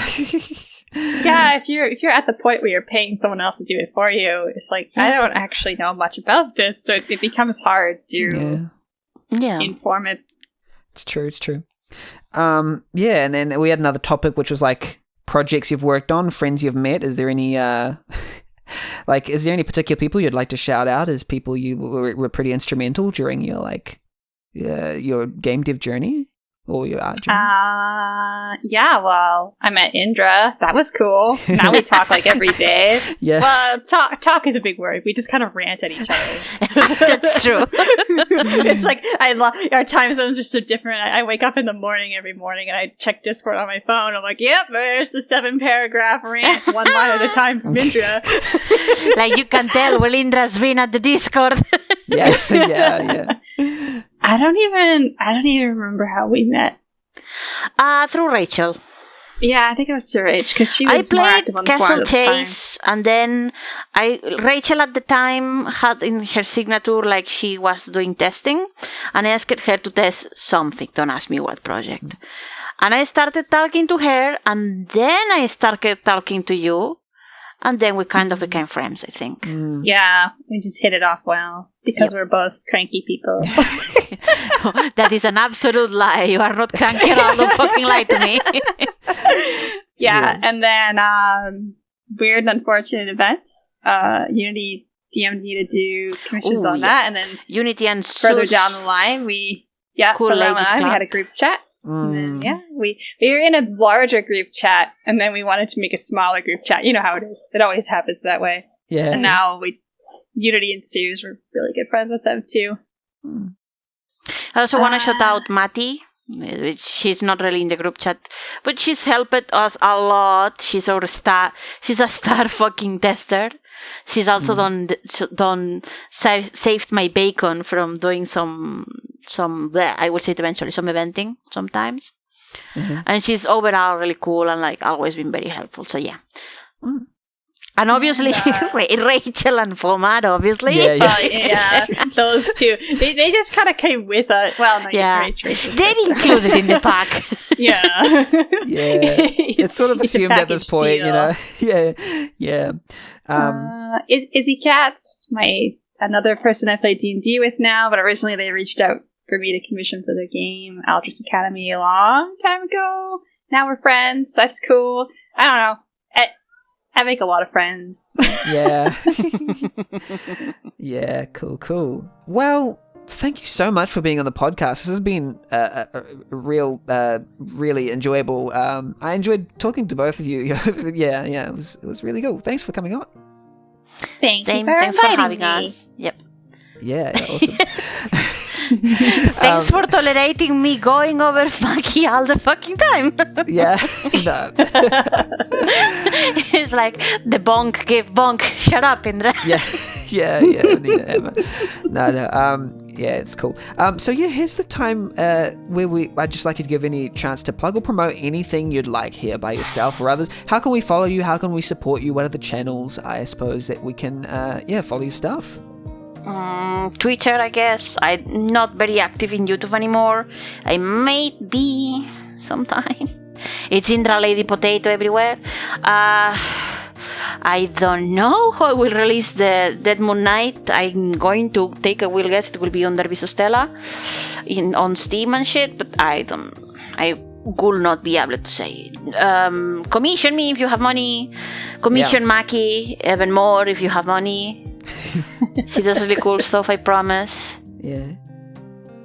I promise. Yeah, it'll be a good compliment if you want to make a game.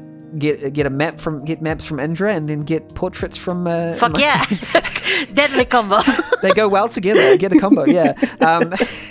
and I just want to stress that Dead Moon Night thing. If it has come out, or if it, trailer, whatever has come out by the time this podcast has come out, go ahead and retweet that, promote that, play the game if it's demo, whatever's out at the time. Just go ahead and support that, because me having played I'd say, I don't know, it might even be 4 to 5 of Indra's game and Fomar's games. They're all they're all good. I don't have any doubts that Dead Moon Night will have a base level of high quality. So I would highly recommend it, just from a personal perspective. Yeah, so go check that out. Yeah, and how about yourself, Maki? How can we support you? How can we follow you? Yeah, so I'm on Twitter at MakioKuta, MakioKuta, and I'm that everywhere. Itch, RPGmaker.com, RPG Maker forums. I got a Patreon now under the same name where you can get some cool art if you do like D&D and stuff. Do commissions. My Twitter's got all my links and stuff pinned right at the top. Super handy. Yeah. Give me your money. I'd like to make stuff for you. Give the money. Go ahead and give that money. And you do work also for, I think it's Eldritch Academy. Am I correct? Yeah, is it saying? Yep, Eldritch Academy is one of the games I've been doing art for a very long time. I've heard your D&D campaigns that you DM as well are just wild. They're so good. I was just hearing from Spit, who apparently is a mutual that we discovered, and apparently you're just an incredible DM as well. But I don't think those are open for application, so we'll just have to imagine. Yeah, you'll just have to picture that in your mind. I am on a D&D stream with the creator of Eldritch Academy, kind of themed around the game, so you can hear me as a player there, but as for DMing, I only DM for people that I super know and super trust, because DMing is it's a lot of work, and you gotta like the people you're doing the work for a lot. Yeah. Yeah, that's cool. That's cool. So go and get Maki's stuff and commission and everything. Awesome. Yeah, and that's it for the podcast. I'd like to say thanks again to our guests for being here. Been awesome. And thanks for the listener as well, for just patiently listening there. You're probably either developing a game, or on a walk, or doing your thing while listening to this episode. Just patiently sitting there. I'd like to say thank you for just listening in and just being patient there. And also, I'd like to plug RPG Maker Cola, and come to our Discord. We have a good community going on, and listen to other episodes. There's some fantastic other episodes there. Indra's on another one in season 1, and there's bunch of people that I'm pretty sure you recognize. Go ahead and try that out. And as a final question, I ask every one of our guests. It's a little bit of it tends to be a curveball, but I'm just going to ask, if you had one piece of advice you'd like to give to our audience right now, what would it be? If you're sitting there right now thinking, man, I want to do this thing, but I'm kind of scared of doing it, just do it. Yeah. And don't be too self-critical when you start. Yeah, just put stuff out there. It doesn't have to be perfect. It doesn't have to be the best thing ever. You're gonna meet people. You're gonna get the joy of releasing something. Just follow your heart and do what you want to do. Do what you think is fun. Exactly. Yeah. Indra, what do you have to say? Fuck the god. Let's see. Besides time. Sorry, my cat is trying to bite me. Stop that. Don't put your feet in front of your cat. Don't give yourself double the time you think you will need for a game. At least. Yeah, exactly. That's a good piece of advice. Double, I'd say 2 to 10 times. And plan it. Put the time in the plan, then double that, then double that. Then double that again. And then cut 50% of the content and don't include the testing time. Awesome. Yeah, thanks so much again, Indra and Mike. It's been a pleasure. Same. Thank you. Been fun. All right. And to our listeners, I'd like to say goodbye. Thank you for listening. We'll see you next time. Bye, everybody. Bye. Bye. Bye-bye. Yeah, that's it. It's a recording. Cool. Awesome. 3 fucking hours. Yeah. It's long.